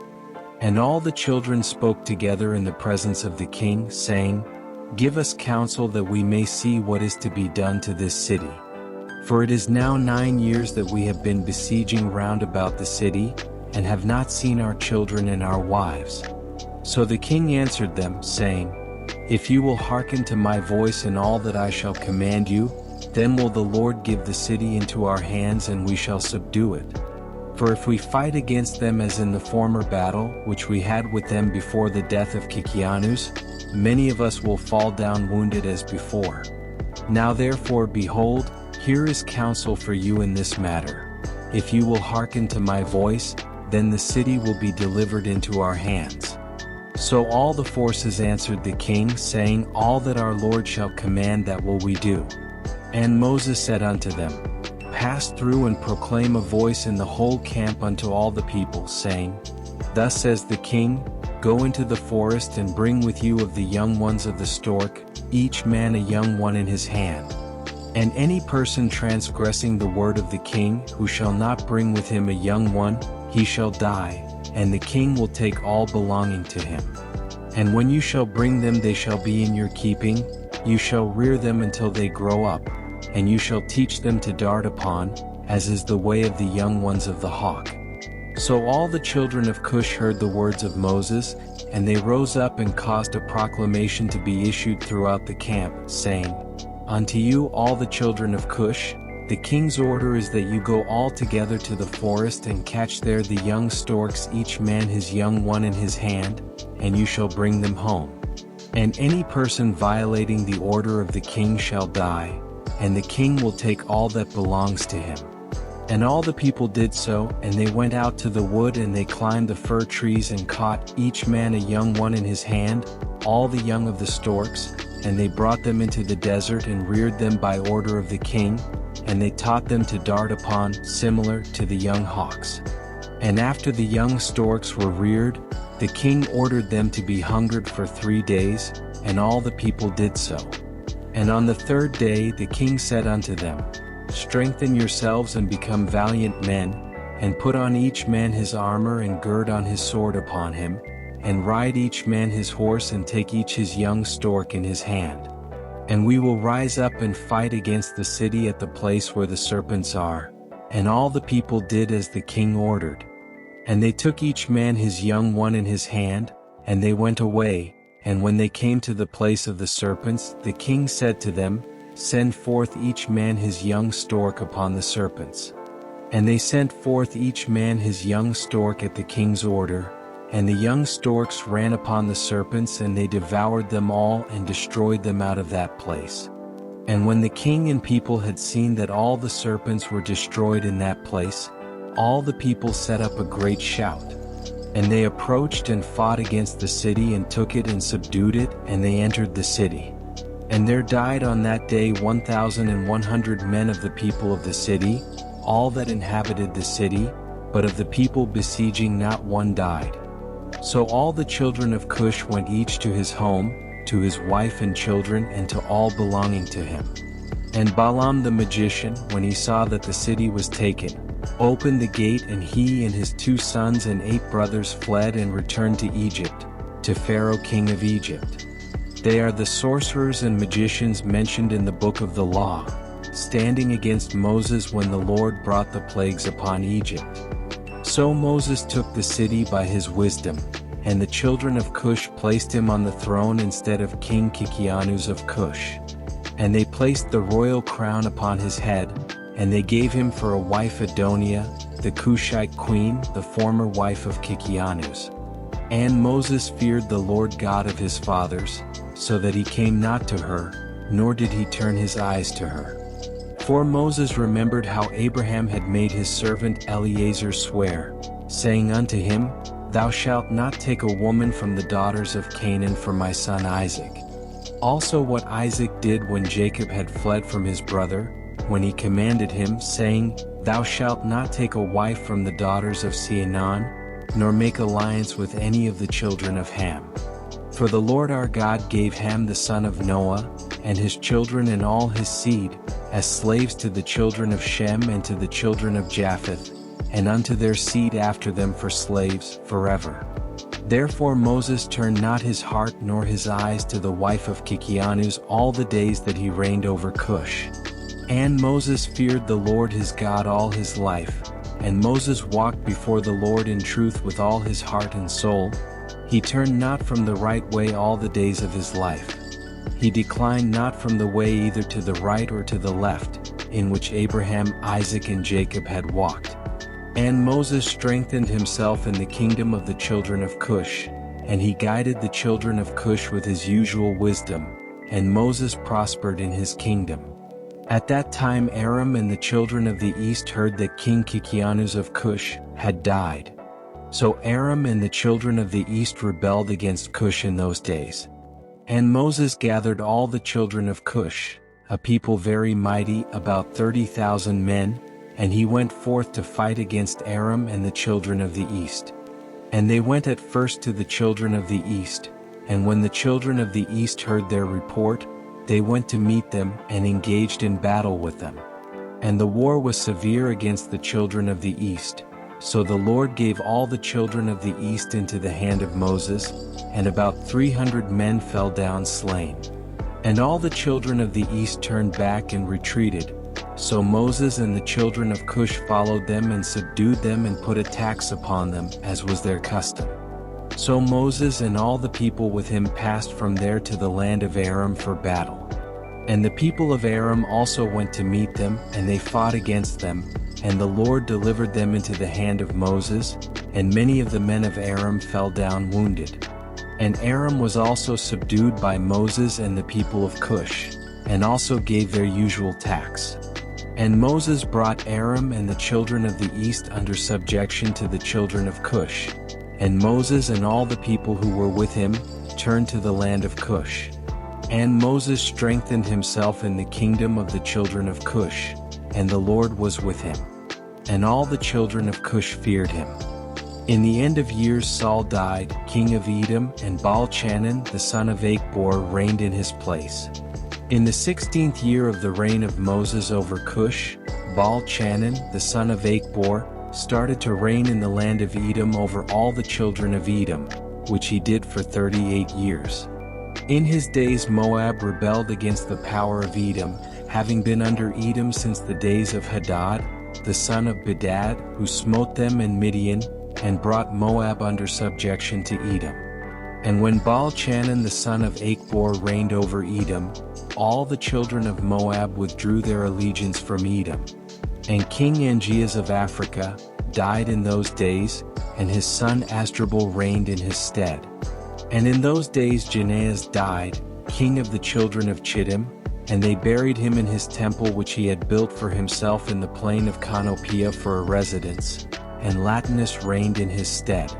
In the 22nd year of the reign of Moses over the children of Gush, Latinus reigned over the children of Chittim for 45 years. And he also built for himself a great and mighty tower, and he built therein an elegant temple for his residence to conduct his government, as was the custom. In the 3rd year of his reign he caused a proclamation to be made to all his skillful men, who made many ships for him. And Latinus assembled all his forces, and they came in ships, and went therein to fight against Asdrubal son of King Angeas of Africa. And they came to Africa and engaged in battle with Asdrubal and his army. And Latinus prevailed over Asdrubal, and Latinus took from Asdrubal the aqueduct which his father had brought from the children of Chittim, when he took Janiah the daughter of Uzzi for a wife. So Latinus overthrew the bridge of the aqueduct, and smote a severe blow to the whole army of Asdrubal. And the remaining strong men of Asdrubal strengthened themselves, and their hearts were filled with envy, and they courted death, and again engaged in battle with King Latinus of Chittim. And the battle was severe upon all the men of Africa, and they all fell wounded before Latinus and his people. And Asdrubal the king also fell in that battle. And King Asdrubal had a very beautiful daughter, whose name was Ushbezina, and all the men of Africa embroidered her likeness on their garments, on account of her great beauty and comely appearance. And the men of Latinus saw Ushbezina, the daughter of Asdrubal, and praised her unto Latinus their king. And Latinus ordered her to be brought to him, and Latinus took Ushbezina for a wife, and he turned back on his way to Chittim. And it was after the death of Asdrubal, son of Angeas, when Latinus had turned back to his land from the battle, that all the inhabitants of Africa rose up and took Anibal the son of Angeas, the younger brother of Asdrubal, and made him king instead of his brother over the whole land of Africa. And when he reigned, he resolved to go to Chittim to fight against the children of Chittim, to avenge the cause of Asdrubal his brother, and because of the inhabitants of Africa, and he did so. And he made many ships, and he came there with his whole army, and he went to Chittim. So Anibal fought with the children of Chittim, and the children of Chittim fell wounded before Anibal and his army, and Anibal avenged his brother's cause. And Anibal continued the war for 18 years with the children of Chittim, and Anibal dwelt in the land of Chittim and encamped there for a long time. And Anibal smote the children of Chittim very severely, and he slew their great men and princes, and of the rest of the people he smote about 80,000 men. And at the end of days and years, Anibal returned to his land of Africa, and he reigned securely in the place of Asdrubal his brother. In the end of years Saul died, king of Edom, and Baal-Chanan the son of Achbor reigned in his place. In the 16th year of the reign of Moses over Cush, Baal-Chanan the son of Achbor started to reign in the land of Edom over all the children of Edom, which he did for 38 years. In his days Moab rebelled against the power of Edom, having been under Edom since the days of Hadad, the son of Bedad, who smote them in Midian, and brought Moab under subjection to Edom. And when Baal-Chanan the son of Achbor reigned over Edom, all the children of Moab withdrew their allegiance from Edom. And King Angeas of Africa died in those days, and his son Asdrubal reigned in his stead. And in those days Janiah died, king of the children of Chittim, and they buried him in his temple which he had built for himself in the plain of Canopia for a residence, and Latinus reigned in his stead. In the 22nd year of the reign of Moses over the children of Gush, Latinus reigned over the children of Chittim for 45 years. And he also built for himself a great and mighty tower, and he built therein an elegant temple for his residence to conduct his government, as was the custom. In the 3rd year of his reign he caused a proclamation to be made to all his skillful men, who made many ships for him. And Latinus assembled all his forces, and they came in ships, and went therein to fight against Asdrubal son of King Angeas of Africa. And they came to Africa and engaged in battle with Asdrubal and his army. And Latinus prevailed over Asdrubal, and Latinus took from Asdrubal the aqueduct which his father had brought from the children of Chittim, when he took Janiah the daughter of Uzzi for a wife. So Latinus overthrew the bridge of the aqueduct, and smote a severe blow to the whole army of Asdrubal. And the remaining strong men of Asdrubal strengthened themselves, and their hearts were filled with envy, and they courted death, and again engaged in battle with King Latinus of Chittim. And the battle was severe upon all the men of Africa, and they all fell wounded before Latinus and his people. and Asdrubal the king also fell in that battle. And King Asdrubal had a very beautiful daughter, whose name was Ushpezena, and all the men of Africa embroidered her likeness on their garments, on account of her great beauty and comely appearance. And the men of Latinus saw Ushpezena, the daughter of Asdrubal, and praised her unto Latinus their king. And Latinus ordered her to be brought to him, and Latinus took Ushpezena for a wife, and he turned back on his way to Chittim. And it was after the death of Asdrubal, son of Angeas, when Latinus had turned back to his land from the battle, that all the inhabitants of Africa rose up and took Anibal the son of Angeas, the younger brother of Asdrubal, and made him king instead of his brother over the whole land of Africa. And when he reigned, he resolved to go to Chittim to fight against the children of Chittim, to avenge the cause of Asdrubal his brother, and because of the inhabitants of Africa, and he did so. And he made many ships, and he came there with his whole army, and he went to Chittim. So Anibal fought with the children of Chittim, and the children of Chittim fell wounded before Anibal and his army, and Anibal avenged his brother's cause. And Anibal continued the war for 18 years with the children of Chittim, and Anibal dwelt in the land of Chittim and encamped there for a long time. And Anibal smote the children of Chittim very severely, and he slew their great men and princes, and of the rest of the people he smote about 80,000 men. And at the end of days and years, Anibal returned to his land of Africa, and he reigned securely in the place of Asdrubal his brother. Moses, the son of Umram, was still king in the land of Cush in those days, and he prospered in his kingdom, and he conducted the government of the children of Cush in justice, in righteousness and integrity. And all the children of Cush loved Moses all the days that he reigned over them, and all the inhabitants of the land of Cush greatly feared him. And in the 40th year of the reign of Moses over Cush, Moses was sitting on the royal throne whilst Queen Adonia was before him, and all the nobles were sitting around him. And Queen Adonia said before the king and the princes, "What is this thing which you, the children of Cush, have done for such a long time? Surely you know that for the 40 years this man has reigned over Cush he has not approached me, nor has he served the gods of the children of Cush. Now therefore hear, O ye children of Cush, and let this man no more reign over you, as he is not of our flesh. Behold, my son Menacrus is grown up. Let him reign over you, for it is better for you to serve the son of your Lord, than to serve a stranger, a slave of the king of Egypt." And all the people and nobles of the children of Cush heard the words which Queen Adonia had spoken in their ears. And all the people were preparing the accession until evening, and in the morning they rose up early and made Menacrus, son of Kikianus, king over them. And all the children of Cush would not dare to stretch forth their hand against Moses, for the Lord was with Moses, and the children of Cush remembered the oath which they swore unto Moses. Therefore they did no harm to him. But instead the children of Cush gave many presents to Moses, and sent him from them with great honor. So Moses went forth from the land of Cush and went to find a home and ceased to reign over Cush. And Moses was 66 years old when he went out of the land of Cush, for the thing was from the Lord, for the period had arrived which he had appointed in the days of old, to bring forth Israel from the affliction of the children of Ham. So Moses went to Midian, for he was afraid to return to Egypt on account of Pharaoh, and he went and sat at a well of water in Midian. And the 7 daughters of Reuel the Midianite went out to feed their father's flock. And they came to the well and drew water to water their father's flock.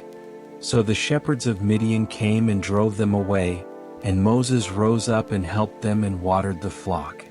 And they came home to their father Reuel, and told him what Moses did for them. And they said, "An Egyptian man has delivered us from the hands of the shepherds. He drew up water for us and watered the flock." And Reuel said to his daughters, "And where is he? Wherefore have you left the man?" And Reuel sent for him and fetched him and brought him home, and he ate bread with him. And Moses related to Reuel that he had fled from Egypt and that he reigned 40 years over Cush, and that they afterward had taken the government from him, and had sent him away in peace with honor and with presents. And when Reuel had heard the words of Moses, Reuel said within himself, I will put this man into the prison house, whereby I shall conciliate the children of Cush, for he has fled from them. And they took and put him into the prison house, and Moses was in prison 10 years, and whilst Moses was in the prison house, Zipporah the daughter of Reuel took pity over him, and supported him with bread and water all the time. And all the children of Israel were yet in the land of Egypt, serving the Egyptians in all manner of hard work. And the hand of Egypt continued in severity over the children of Israel in those days. At that time the Lord smote Pharaoh king of Egypt, and he afflicted him with a plague of leprosy from the sole of his foot to the crown of his head.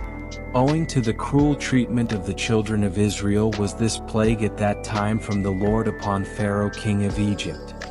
For the Lord hearkened to the prayer of his people, the children of Israel, and their cry reached him on account of their hard work. Still his anger did not turn from them, and the hand of Pharaoh was still stretched out against the children of Israel, and Pharaoh hardened his neck before the Lord, and he increased his yoke over the children of Israel, and embittered their lives with all manner of hard work. And when the Lord had inflicted the plague upon Pharaoh king of Egypt, he asked his wise men and sorcerers to cure him. And his wise men and sorcerers said unto him that if the blood of little children were put into the wounds he would be healed. And Pharaoh hearkened to them, and sent his ministers to Goshen to the children of Israel to take their little children. And Pharaoh's ministers went and took the infants of the children of Israel from the bosoms of their mothers by force, and they brought them to Pharaoh daily, a child each day, and the physicians killed them and applied it to the plague. Thus did they all the days. And the number of the children which Pharaoh slew was 375. But the Lord hearkened not to the physicians of the king of Egypt, and the plague went on increasing mightily. And Pharaoh was 10 years afflicted with that plague. Still the heart of Pharaoh was more hardened against the children of Israel. And at the end of 10 years the Lord continued to afflict Pharaoh with destructive plagues. And the Lord smote him with a bad tumor and sickness at the stomach, and that plague turned to a severe boil. At that time the two ministers of Pharaoh came from the land of Goshen where all the children of Israel were, and went to the house of Pharaoh and said to him, We have seen the children of Israel slacken in their work and negligent in their labor. And when Pharaoh heard the words of his ministers, his anger was kindled against the children of Israel exceedingly, for he was greatly grieved at his bodily pain. And he answered and said, Now that the children of Israel know that I am ill, they turn and scoff at us. Now therefore harness my chariot for me, and I will betake myself to Goshen and will see the scoff of the children of Israel with which they are deriding me. So his servants harnessed the chariot for him. And they took and made him ride upon a horse, for he was not able to ride himself. And he took with him 10 horsemen and 10 footmen, and went to the children of Israel in Goshen. And when they had come to the border of Egypt, the king's horse passed into a narrow place, elevated in the hollow part of the vineyard, fenced on both sides, the low, plain country being on the other side. And the horses ran rapidly in that place and pressed each other, and the other horses pressed the king's horse. And the king's horse fell into the low plain whilst the king was riding upon it, and when he fell the chariot turned over the king's face and the horse lay upon the king, and the king cried out, for his flesh was very sore. And the flesh of the king was torn from him, and his bones were broken and he could not ride, for this thing was from the Lord to him, for the Lord had heard the cries of his people, the children of Israel, and seen their affliction. And his servants carried him upon their shoulders, a little at a time, and they brought him back to Egypt. And the horsemen who were with him came also back to Egypt. And they placed him in his bed, and the king knew that his end had come to die. So his wife Queen Apronith came and cried before the king, and the king wept a great weeping with her. And all his nobles and servants came on that day and saw the king in that affliction, and wept a great weeping with him.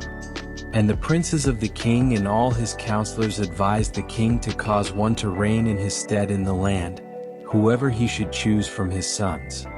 And the king had 3 sons and 2 daughters whom Queen Apranith his wife had borne to him, besides the king's children of concubines. And these were their names: the firstborn Othri, the second Adikam, and the third Morian, and their sisters, the name of the elder Bathia and of the other Acusi. And Othri the firstborn of the king was an idiot, precipitate and hurried in his words. But Adikam was a cunning and a wise man and knowing in all the wisdom of Egypt, but of unseemly aspect, thick in flesh and very short in stature. His height was but 1 cubit. And when the king saw his son Adikam intelligent and wise in all things, the king resolved that he should be king in his stead after his death. And he took for him a wife, Gedudah daughter of Abalot, and he was 10 years old, and she bare unto him 4 sons. And he afterward went and took 3 wives and begot 8 sons and 3 daughters. And the disorder greatly prevailed over the king, and his flesh stank like the flesh of a carcass cast upon the field in summertime during the heat of the sun. And when the king saw that his sickness had greatly strengthened itself over him, he ordered his son Adikam to be brought to him, and they made him king over the land in his place. And at the end of 3 years the king died in shame, disgrace and disgust, and his servants carried him and buried him in the sepulchre of the kings of Egypt in Zoan Mizraim. But they embalmed him not as was usual with kings, for his flesh was putrid, and they could not approach to embalm him on account of the stench, so they buried him in haste. For this evil was from the Lord to him, for the Lord had requited him evil for the evil that he in his days had done to Israel. And he died with terror and with shame, and his son Adikam reigned in his place. Adikam was 20 years old when he started to reign over Egypt, which he did for 4 years. In the 206th year of Israel's going down to Egypt did Adikam reign over Egypt. But he continued not so long in his reign over Egypt as his fathers had continued in their reigns. For Melul his father reigned 94 years in Egypt, but he was 10 years sick and died, for he had been wicked before the Lord. And all the Egyptians called Adikam by the name of Pharaoh, like the name of his fathers, as was their custom to do in Egypt. And all the wise men of Pharaoh called Adikam by the name of Ahuz, for short is called Ahuz in the Egyptian language. Adikam was exceedingly ugly, he was a cubit and a span, and he had a great beard which reached to the soles of his feet. And Pharaoh sat upon his father's throne to reign over Egypt, and he conducted the government of Egypt in his wisdom. And whilst he reigned he exceeded his father and all the preceding kings in wickedness, and he increased his yoke over the children of Israel. And he went with his servants to Goshen, to the children of Israel, and he strengthened the labor over them, and he said unto them, Complete your work, each day's task, and let not your hands slacken from our work from this day forward as you did in the days of my father. And he placed officers over them from amongst the children of Israel, and over these officers he placed taskmasters from amongst his servants. And he placed over them a measure of bricks for them to do according to that number, day by day, and he turned back and went to Egypt. At that time the taskmasters of Pharaoh ordered the officers of the children of Israel according to the command of Pharaoh, saying, Thus says Pharaoh, do your work each day, and finish your task, and observe the daily measure of bricks. Diminish not anything. And it shall come to pass that if you are deficient in your daily bricks, I will put your young children in your stead. And the taskmasters of Egypt did so in those days as Pharaoh had ordered them. And whenever any deficiency was found in the children of Israel's measure of their daily bricks, the taskmasters of Pharaoh would go to the wives of the children of Israel and take infants of the children of Israel to the number of bricks deficient. They would take them by force from their mothers' laps, and put them in the manufacturing of bricks instead, whilst their fathers and mothers were crying over them and weeping when they heard the weeping voices of their infants at the wall being built. And the taskmasters prevailed over Israel, insisting that the Israelites place their children in the building, so that a man placed his son in the wall and put mortar over him, whilst his eyes wept over him, and his tears ran down upon his child. And the taskmasters of Egypt did so to the babes of Israel for many days, and no one pitied or had compassion over the babes of the children of Israel. And the number of all the children killed in the work of building was 270, some of whom they had built upon instead of the bricks which had been left deficient by their fathers, and some whom they had drawn out dead from the building. And the labor imposed upon the children of Israel in the days of Adikam exceeded in hardship when they performed in the days of his father. And the children of Israel sighed every day on account of their heavy work, for they had said to themselves, Behold, when Pharaoh dies, his son will rise up and lighten our work. But they increased the latter work more than the former, and the children of Israel sighed at this, and their cry ascended to God on account of their labor.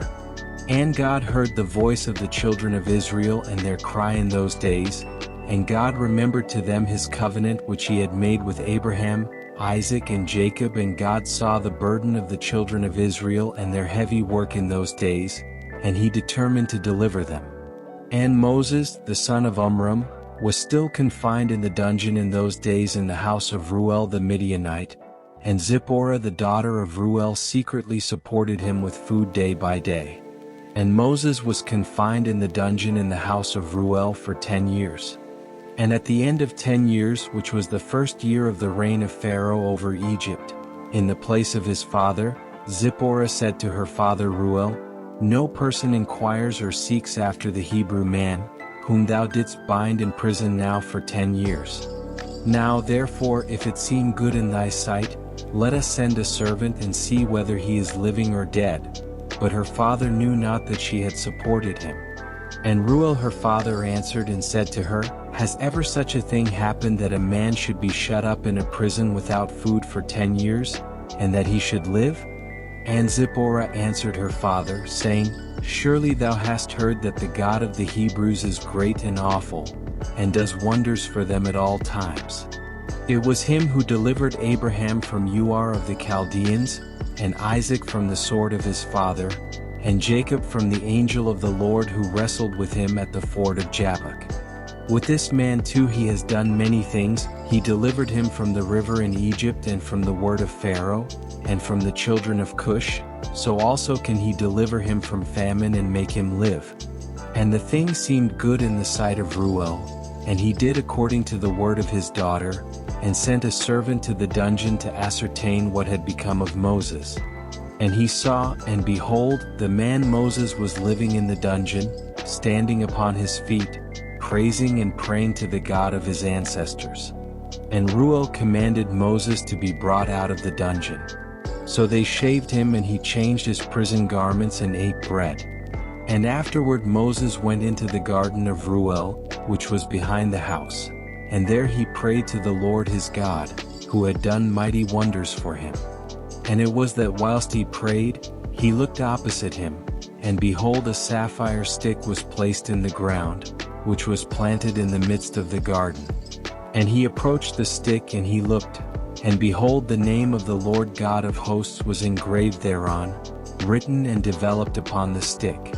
And he read it and stretched forth his hand, and he plucked it like a forest tree from the thicket, and the stick was in his hand.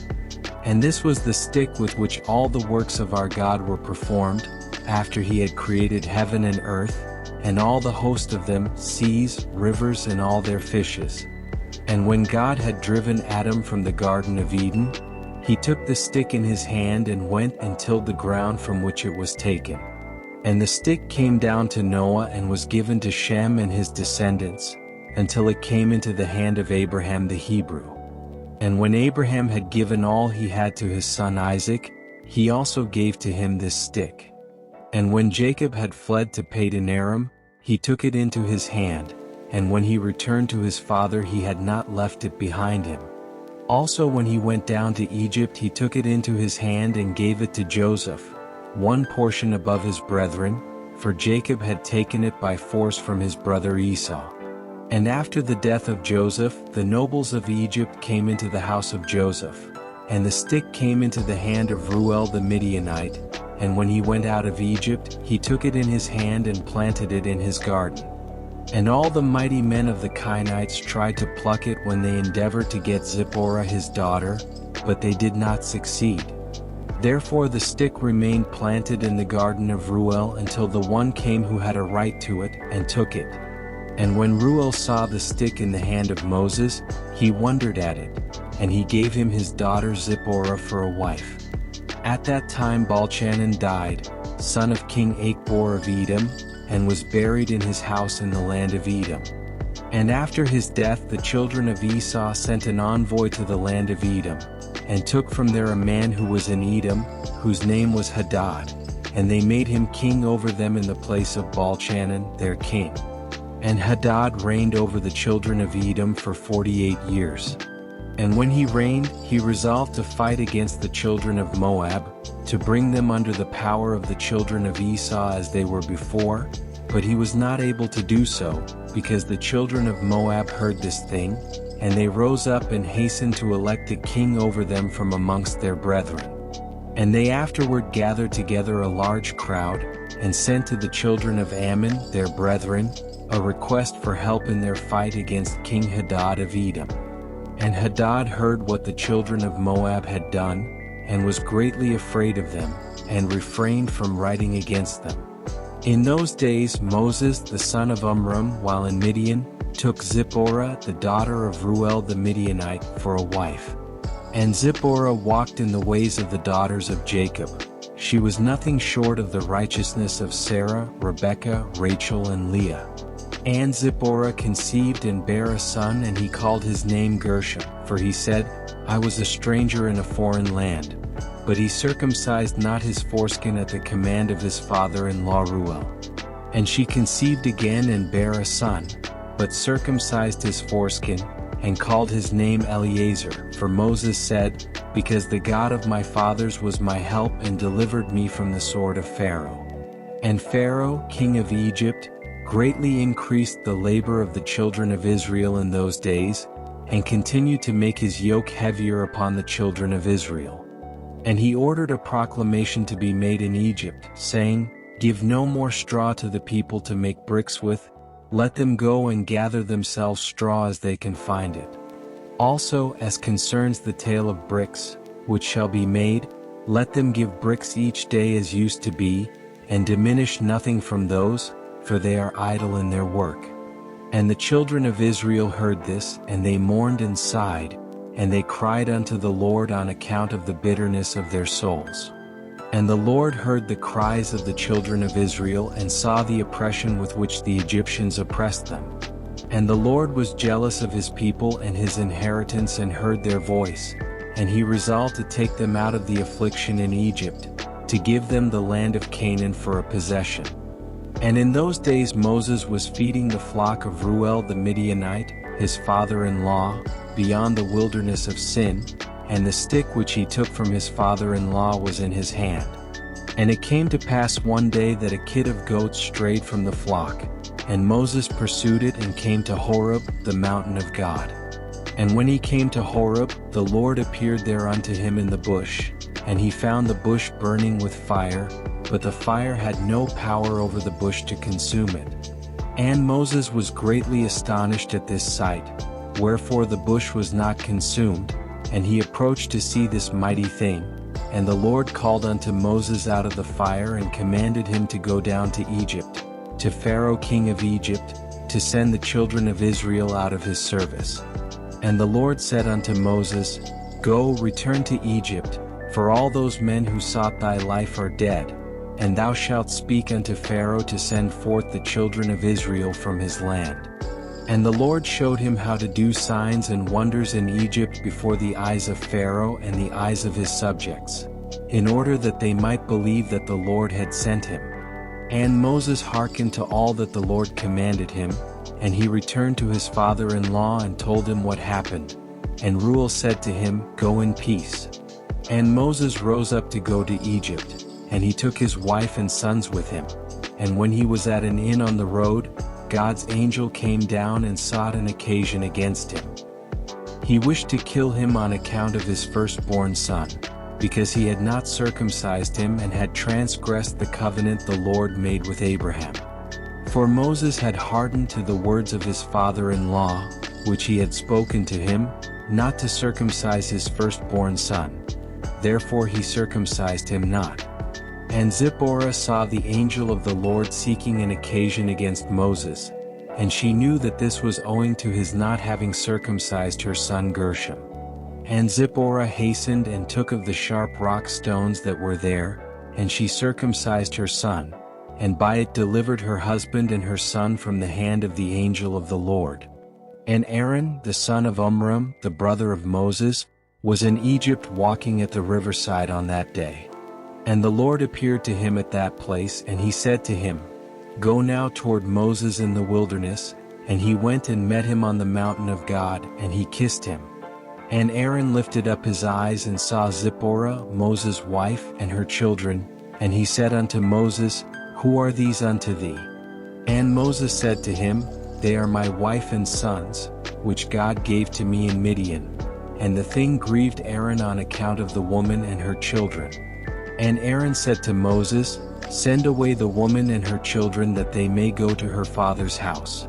And Moses hearkened to the words of Aaron and did so.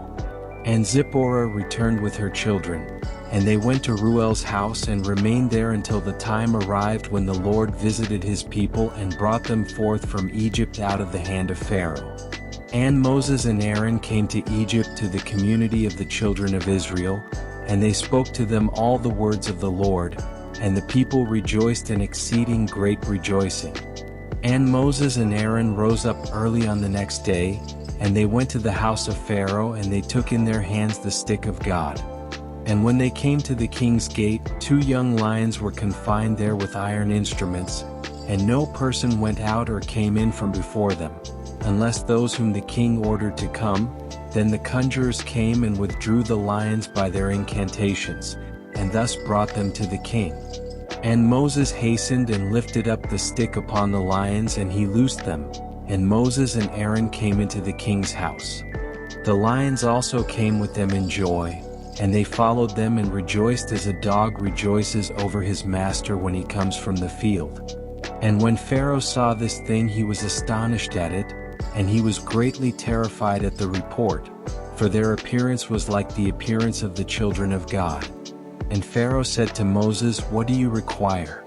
And they answered him, saying, The Lord God of the Hebrews has sent us to thee to say, Send forth my people that they may serve me.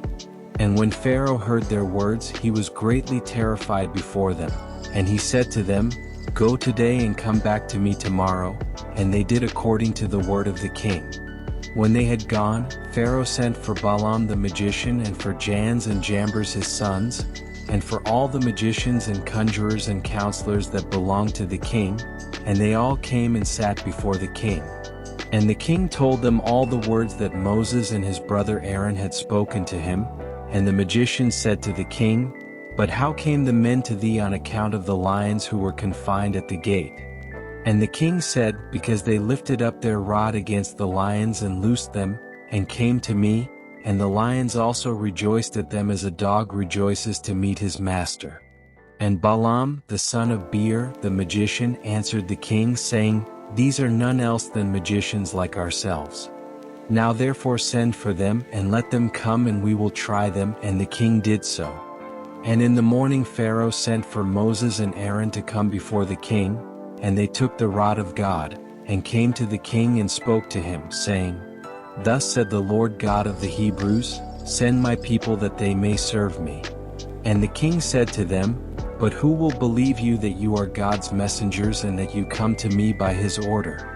Now therefore give a wonder or sign in this matter, and then the words that you speak will be believed.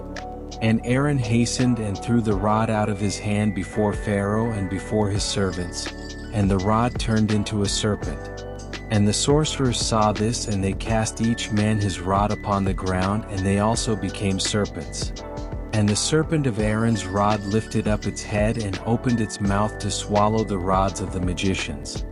And Balaam the magician answered and said, This thing has been from the days of old, that a serpent should swallow its fellow, and that living things devour each other. Now therefore restore it to a rod as it was at first, and we will also restore our rods as they were at first. And if thy rod shall swallow our rods, then shall we know that the Spirit of God is in thee, and if not, thou art only an artificer like unto ourselves. And Aaron hastened and stretched forth his hand and caught hold of the serpent's tail, and it became a rod in his hand. And the sorcerers did the like with their rods, and they got hold each man of the tail of his serpent, and they became rods as at first. And when they were restored to rods, the rod of Aaron swallowed up their rods. And when the king saw this thing, he ordered the book of records that related to the kings of Egypt to be brought, and they brought the book of records, the chronicles of the kings of Egypt, in which all the idols of Egypt were inscribed, for they thought of finding therein the name of Jehovah, but they found it not. And Pharaoh said to Moses and Aaron, Behold, I have not found the name of your God written in this book, and his name I know not. And the counselors and wise men answered the king, We have heard that the God of the Hebrews is a son of the wise, the son of ancient kings. And Pharaoh turned to Moses and Aaron and said to them, I know not the Lord whom you have declared, neither will I send his people. And they answered and said to the king, The Lord God of gods is his name, and he proclaimed his name over us from the days of our ancestors, and sent us, saying, Go to Pharaoh and say unto him, Send my people that they may serve me. Now therefore send us, that we may take a journey for 3 days in the wilderness, and there may sacrifice to him, for from the days of our going down to Egypt, he has not taken from our hands either burnt offering, oblation or sacrifice. And if thou wilt not send us, his anger will be kindled against thee, and he will smite Egypt either with the plague or with the sword. And Pharaoh said to them, Tell me now his power and his might. And they said to him, He created the heaven and the earth, the seas and all their fishes, he formed the light, created the darkness, caused rain upon the earth and watered it, and made the herbage and grass to sprout. He created man and beast and the animals of the forest, the birds of the air and the fish of the sea, and by his mouth they live and die. Surely he created thee in thy mother's womb, and put into thee the breath of life, and reared thee and placed thee upon the royal throne of Egypt. And he will take thy breath and soul from thee and return thee to the ground whence thou wast taken. And the anger of the king was kindled at their words, and he said to them, But who amongst all the gods of nations can do this? My river is mine, and I have made it for myself. And he drove them from him, and he ordered the labor upon Israel to be more severe than it was yesterday and before. And Moses and Aaron went out from the king's presence, and they saw the children of Israel in an evil condition, for the taskmasters had made their labor exceedingly heavy. And Moses returned to the Lord and said, Why hast thou ill-treated thy people? For since I came to speak Pharaoh about what thou didst send me for, he has exceedingly ill-used the children of Israel. And the Lord said to Moses, Behold, thou wilt see that with an outstretched hand and heavy plagues, Pharaoh will send the children of Israel from his land. And Moses and Aaron dwelt amongst their brethren, the children of Israel, in Egypt. And as for the children of Israel, the Egyptians embittered their lives, with the heavy work which they imposed upon them. And at the end of 2 years, the Lord again sent Moses to Pharaoh to bring forth the children of Israel, and to send them out of the land of Egypt.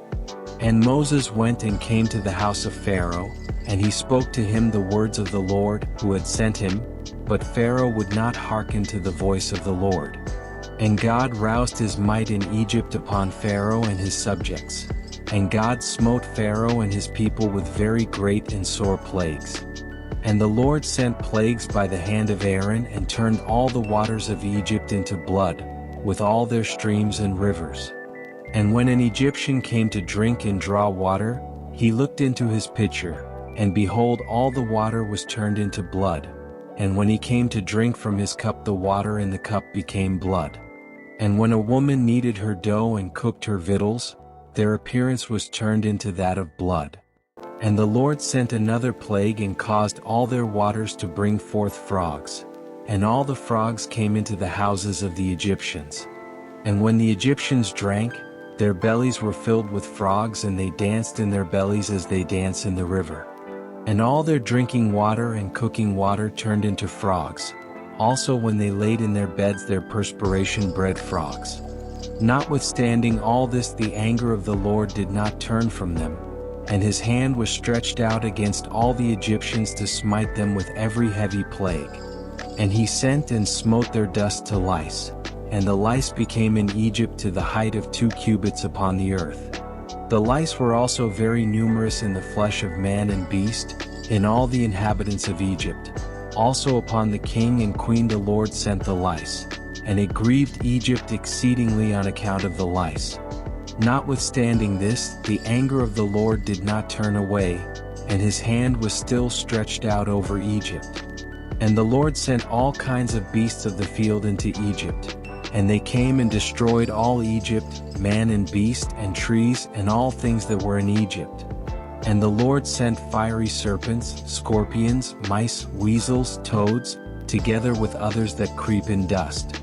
Flies, hornets, fleas, bugs and gnats, each swarm according to its kind. And all reptiles and winged animals according to their kind came to Egypt and grieved the Egyptians exceedingly. And the fleas and flies came into the eyes and ears of the Egyptians. And the hornet came upon them and drove them away, and they removed from it into their inner rooms, and it pursued them. And when the Egyptians hid themselves on account of the swarm of animals, they locked their doors after them. And God ordered the Sulanith which was in the sea, to come up and go into Egypt. And she had long arms, 10 cubits in length of the cubit of a man. And she went upon the roofs and uncovered the raftering and flooring and cut them, and stretched forth her arm into the house and removed the lock and the bolt, and opened the houses of Egypt. Afterward came the swarm of animals into the houses of Egypt, and the swarm of animals destroyed the Egyptians, and it grieved them exceedingly. Notwithstanding this, the anger of the Lord did not turn away from the Egyptians, and his hand was yet stretched forth against them. And God sent pestilence, and the pestilence pervaded Egypt, in the horses and asses, and in the camels, in herds of oxen and sheep and in man. And when the Egyptians rose up early in the morning to take their cattle to pasture, they found all their cattle dead. And there remained of the cattle of the Egyptians only 1 in 10. And of the cattle belonging to Israel and Goshen not one died. And God sent a burning inflammation in the flesh of the Egyptians, which burst their skins, and it became a severe itch in all the Egyptians from the soles of their feet to the crowns of their heads. And many boils were in their flesh, that their flesh wasted away until it became rotten and putrid. Notwithstanding this, the anger of the Lord did not turn away, and his hand was still stretched out over all Egypt. And the Lord sent a very heavy hail, which smote their vines and broke their fruit trees and dried them up that they fell upon them. Also every green herb became dry and perished, for a mingling fire descended amidst the hail. Therefore the hail and the fire consumed all things. Also men and beasts that were found in the open perished of the flames of fire and of the hail, and all the young lions were exhausted. And the Lord sent and brought numerous locusts into Egypt, the Chasel, Salam Chargal, and Shagol, locusts each of its kind, which devoured all that the hail had left remaining. Then the Egyptians rejoiced at the locusts, although they consumed the produce of the field, and they caught them in abundance and salted them for food. And the Lord turned a mighty wind of the sea which took away all the locusts, even those that were salted, and thrust them into the Red Sea. Not one locust remained within the boundaries of Egypt. And God sent darkness upon Egypt, that the whole land of Egypt and Pathros became dark for 3 days, so that a man could not see his hand when he lifted it to his mouth. At that time died many of the people of Israel who had rebelled against the Lord and who would not hearken to Moses and Aaron, and believed not in them that God had sent them. Those who would not hearken to the voice of Moses had said, We will not go forth from Egypt lest we perish from hunger in a desolate wilderness. And the Lord plagued them in the 3 days of darkness. And the Israelites buried them in those days without the Egyptians knowing of them or rejoicing over them.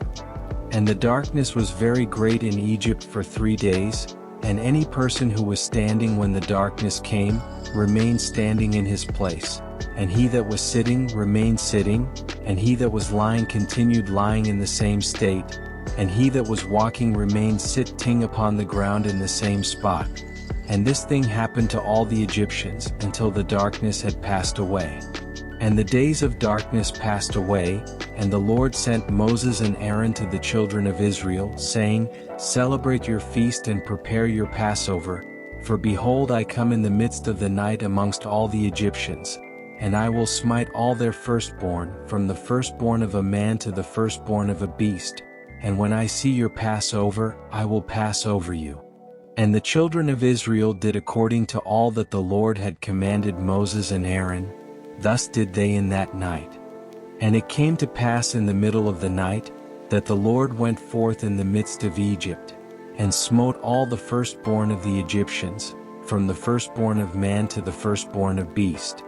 And Pharaoh rose up in the night, he and all his servants and all the Egyptians, and there was a great cry throughout Egypt in that night, for there was not a house in which there was not a corpse. Also the likenesses of the firstborn of Egypt that were carved in the walls of their houses, were destroyed and fell to the ground. Even the bones of their firstborn who had died before this and whom they had buried in their houses, were raked up by the dogs of Egypt on that night and dragged before the Egyptians and cast before them. And all the Egyptians saw this evil which had suddenly come upon them, and all the Egyptians cried out with a loud voice. And all the families of Egypt wept upon that night, each man for his son, and each man for his daughter, being the firstborn, and the tumult of Egypt was that night heard at a distance. And Bathia the daughter of Pharaoh went forth with the king on that night to seek Moses and Aaron in their houses, and they found them in their houses, eating and drinking and rejoicing with all Israel. And Bathia said to Moses, Is this the reward for the good I have done to thee, who have reared thee and stretched thee out, and thou hast brought this evil upon me in my father's house? And Moses said to her, Surely 10 plagues did the Lord bring upon Egypt. Did any evil accrue to thee from any of them? Did one of them affect thee? And she said, No. And Moses said to her, Although thou art the firstborn to thy mother, thou shalt not die, and no evil shall reach thee in the midst of Egypt. And she said, What advantage is it to me when I see the king, my brother, and all his household and subjects in this evil, whose firstborn perish with all the firstborn of Egypt? And Moses said to her, Surely thy brother and his household and subjects, the families of Egypt, would not hearken to the words of the Lord. Therefore did this evil come upon them.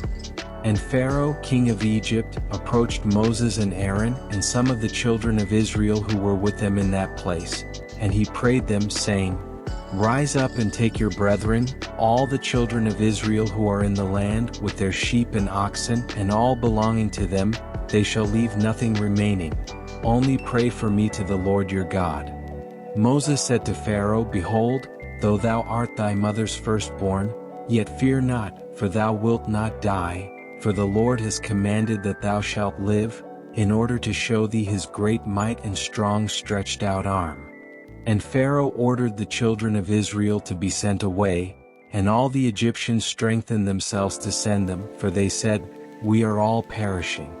And all the Egyptians sent the Israelites forth, with great riches, sheep and oxen and precious things, according to the oath of the Lord between him and our father Abraham.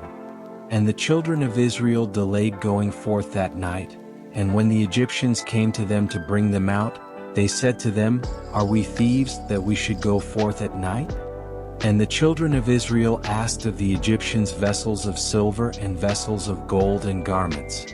The children of Israel stripped the Egyptians. And Moses hastened and rose up and went to the river of Egypt, and brought up from thence the coffin of Joseph and took it with him. The children of Israel also brought up, each man his father's coffin with him, and each man the coffins of his tribe.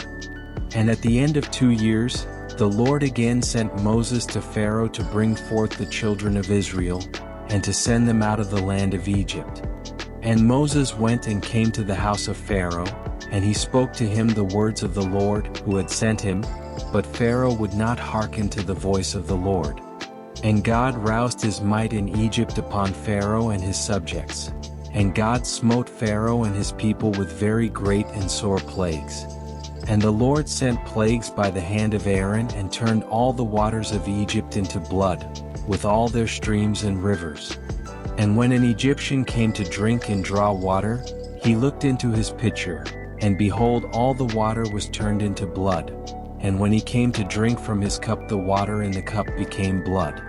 And when a woman kneaded her dough and cooked her victuals, their appearance was turned into that of blood. And the Lord sent another plague and caused all their waters to bring forth frogs. And all the frogs came into the houses of the Egyptians. And when the Egyptians drank, their bellies were filled with frogs, and they danced in their bellies as they dance in the river. And all their drinking water and cooking water turned into frogs. Also when they laid in their beds, their perspiration bred frogs. Notwithstanding all this, the anger of the Lord did not turn from them, and his hand was stretched out against all the Egyptians to smite them with every heavy plague. And he sent and smote their dust to lice, and the lice became in Egypt to the height of 2 cubits upon the earth. The lice were also very numerous in the flesh of man and beast, in all the inhabitants of Egypt. Also upon the king and queen the Lord sent the lice, and it grieved Egypt exceedingly on account of the lice. Notwithstanding this, the anger of the Lord did not turn away, and his hand was still stretched out over Egypt. And the Lord sent all kinds of beasts of the field into Egypt, and they came and destroyed all Egypt, man and beast and trees and all things that were in Egypt. And the Lord sent fiery serpents, scorpions, mice, weasels, toads, together with others that creep in dust. Flies, hornets, fleas, bugs and gnats, each swarm according to its kind. And all reptiles and winged animals according to their kind came to Egypt and grieved the Egyptians exceedingly. And the fleas and flies came into the eyes and ears of the Egyptians. And the hornet came upon them and drove them away, and they removed from it into their inner rooms, and it pursued them. And when the Egyptians hid themselves on account of the swarm of animals, they locked their doors after them. And God ordered the Sulanith which was in the sea, to come up and go into Egypt. And she had long arms, 10 cubits in length of the cubit of a man. And she went upon the roofs and uncovered the raftering and flooring and cut them, and stretched forth her arm into the house and removed the lock and the bolt, and opened the houses of Egypt. Afterward came the swarm of animals into the houses of Egypt, and the swarm of animals destroyed the Egyptians, and it grieved them exceedingly. Notwithstanding this, the anger of the Lord did not turn away from the Egyptians, and his hand was yet stretched forth against them. And God sent pestilence, and the pestilence pervaded Egypt, in the horses and asses, and in the camels, in herds of oxen and sheep and in man. And when the Egyptians rose up early in the morning to take their cattle to pasture, they found all their cattle dead. And there remained of the cattle of the Egyptians only 1 in 10. And of the cattle belonging to Israel in Goshen not one died. And God sent a burning inflammation in the flesh of the Egyptians, which burst their skins, and it became a severe itch in all the Egyptians from the soles of their feet to the crowns of their heads. And many boils were in their flesh, that their flesh wasted away until it became rotten and putrid. Notwithstanding this, the anger of the Lord did not turn away, and his hand was still stretched out over all Egypt. And the Lord sent a very heavy hail, which smote their vines and broke their fruit trees and dried them up that they fell upon them. Also every green herb became dry and perished, for a mingling fire descended amidst the hail, therefore the hail and the fire consumed all things. Also men and beasts that were found in the open perished of the flames of fire and of the hail, and all the young lions were exhausted. And the Lord sent and brought numerous locusts into Egypt, the chasel, salam chargal, and shagol, locusts each of its kind, which devoured all that the hail had left remaining. Then the Egyptians rejoiced at the locusts, although they consumed the produce of the field, and they caught them in abundance and salted them for food.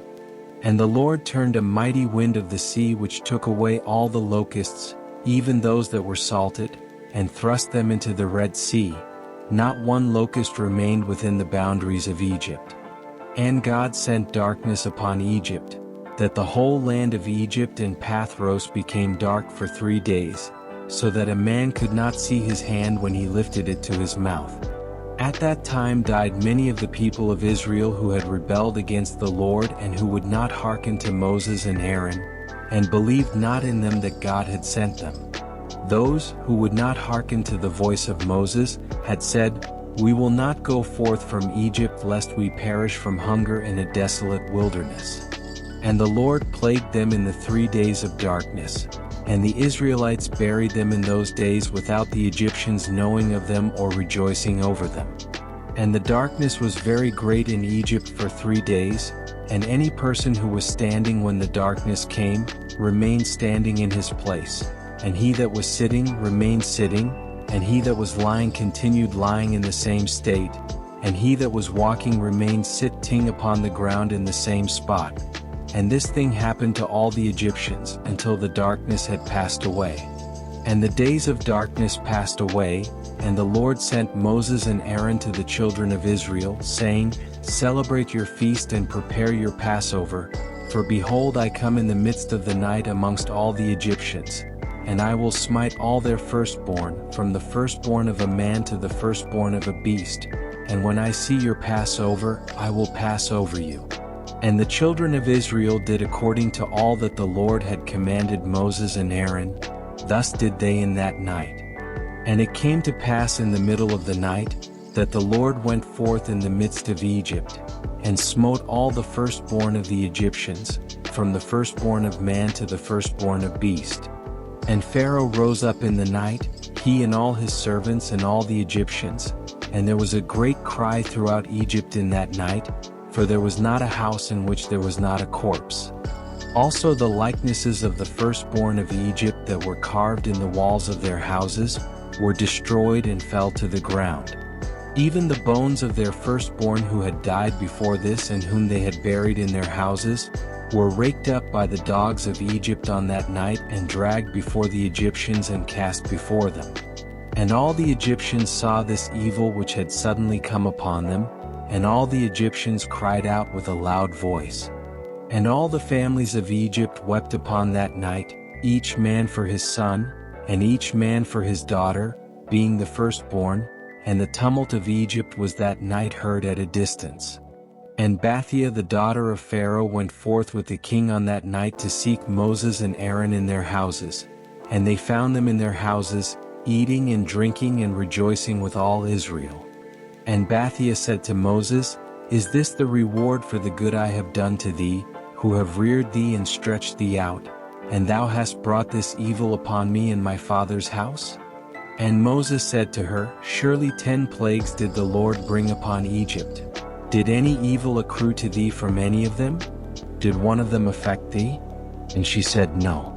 And Moses said to her, "Although thou art the firstborn to thy mother, thou shalt not die, and no evil shall reach thee in the midst of Egypt." And she said, "What advantage is it to me when I see the king, my brother, and all his household and subjects in this evil, whose firstborn perish with all the firstborn of Egypt?" And Moses said to her, "Surely thy brother and his household and subjects, the families of Egypt, would not hearken to the words of the Lord. Therefore did this evil come upon them." And Pharaoh, king of Egypt, approached Moses and Aaron and some of the children of Israel who were with them in that place, and he prayed them, saying, "Rise up and take your brethren, all the children of Israel who are in the land, with their sheep and oxen, and all belonging to them, they shall leave nothing remaining. Only pray for me to the Lord your God."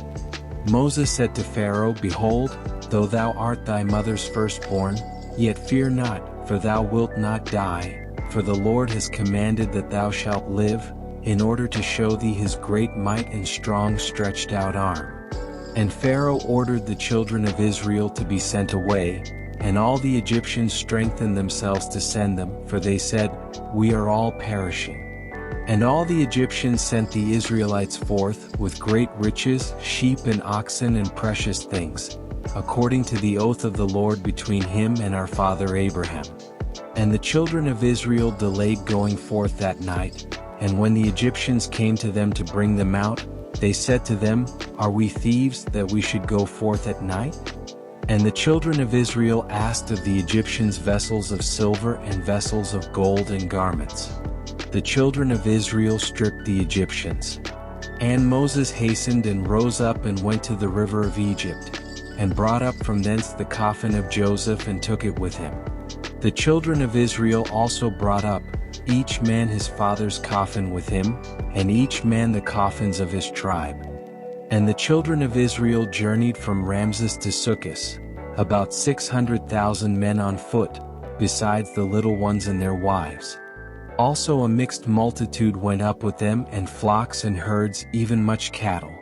And the sojourning of the children of Israel, who dwelt in the land of Egypt in hard labor, was 210 years. And at the end of 210 years, the Lord brought forth the children of Israel from Egypt with a strong hand.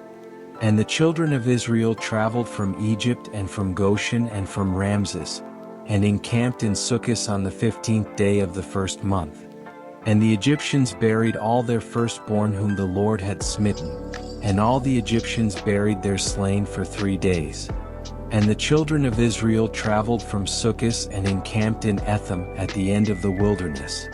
And on the 3rd day after the Egyptians had buried their firstborn, many men rose up from Egypt and went after Israel to make them return to Egypt, for they repented that they had sent the Israelites away from their servitude. And one man said to his neighbor, Surely Moses and Aaron spoke to Pharaoh, saying, We will go a 3 days' journey in the wilderness and sacrifice to the Lord our God. Now therefore let us rise up early in the morning and cause them to return. And it shall be that if they return with us to Egypt and submit to their masters, then shall we know that there is faith in them, but if they will not return, then we shall fight against them and make them come back with great power and a strong hand.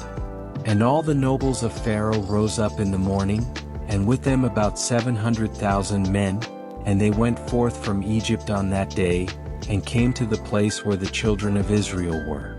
And all the Egyptians saw, and behold, Moses and Aaron and all the children of Israel were sitting before Pi-hahiroth, eating and drinking and celebrating the feast of the Lord. And all the Egyptians said to the children of Israel, Surely you said, We will go a journey for 3 days in the wilderness and sacrifice to our God and return. Now therefore this day makes 5 days since you went, why do you not return to your masters? And Moses and Aaron answered them, saying, Because the Lord our God has testified in us, saying, You shall no more return to Egypt, but we will betake ourselves to a land flowing with milk and honey, as the Lord our God had sworn to our ancestors to give us. And when the nobles of Egypt saw that the children of Israel did not hearken to them, to return to Egypt, they girded themselves to fight against Israel. And the Lord strengthened the hearts of the children of Israel over the Egyptians, that they gave them a severe beating, and the battle was sore upon the Egyptians. And all the Egyptians fled from before the children of Israel, for many of them perished by the hand of Israel. And the nobles of Pharaoh went back to Egypt and told Pharaoh, saying, The children of Israel have fled, and will no more return to Egypt. And in this manner did Moses and Aaron speak to us. And Pharaoh heard this thing, and his heart and the hearts of all his subjects were turned against Israel, and they repented that they had sent Israel. And all the Egyptians advised Pharaoh to pursue the children of Israel to make them come back to their burdens. And they said each man to his brother, What is this which we have done, that we have sent Israel away from our servitude? And the Lord strengthened the hearts of all the Egyptians to pursue the Israelites, for the Lord desired to overthrow the Egyptians in the Red Sea. And Pharaoh rose up and harnessed his chariot, And he ordered all the Egyptians to assemble, not one man was left except the little ones and the women. And all the Egyptians went forth with Pharaoh to pursue the children of Israel, and the camp of Egypt was an exceedingly large and heavy camp, about 100,000 men. And the whole of this camp went and pursued the children of Israel to bring them back to Egypt, and they reached them encamping by the Red Sea. And the children of Israel lifted up their eyes, and beheld all the Egyptians pursuing them, and the children of Israel were greatly terrified at them, and the children of Israel cried to the Lord. And on account of the Egyptians the children of Israel divided themselves into 4 divisions, and they were divided in their opinions, being afraid of the Egyptians, and Moses addressed each one of them. The first division was of the children of Reuben, Simeon, and Issachar, and they resolved to cast themselves into the sea, for they were exceedingly afraid of the Egyptians. And Moses said to them, Fear not, stand still and see the salvation of the Lord, which he will effect this day for you. The second division was of the children of Zebulun, Benjamin, and Naphtali, and they resolved to go back to Egypt with the Egyptians.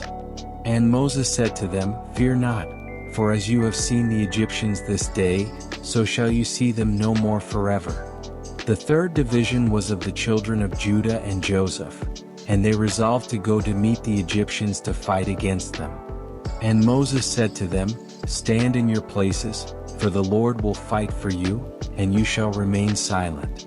And the fourth division was of the children of Levi, Gad, and Asher, and they resolved to go into the midst of the Egyptians to confound them. And Moses said to them, Remain in your stations and fear not, only call unto the Lord that he may save you out of their hands. After this Moses rose up from amidst the people, and he prayed to the Lord and said, O Lord God of the whole earth, save now thy people whom thou didst bring forth from Egypt, and let not the Egyptians boast that power and might are theirs. So the Lord said to Moses, Why dost thou cry unto me? Speak to the children of Israel that they shall proceed, and do thou stretch out thy rod upon the sea and divide it, and the children of Israel shall pass through it. And Moses did so, and he lifted up his rod upon the sea and divided it. And the waters of the sea were divided into 12 parts, and the children of Israel passed through on foot, with shoes, as a man would pass through a prepared road.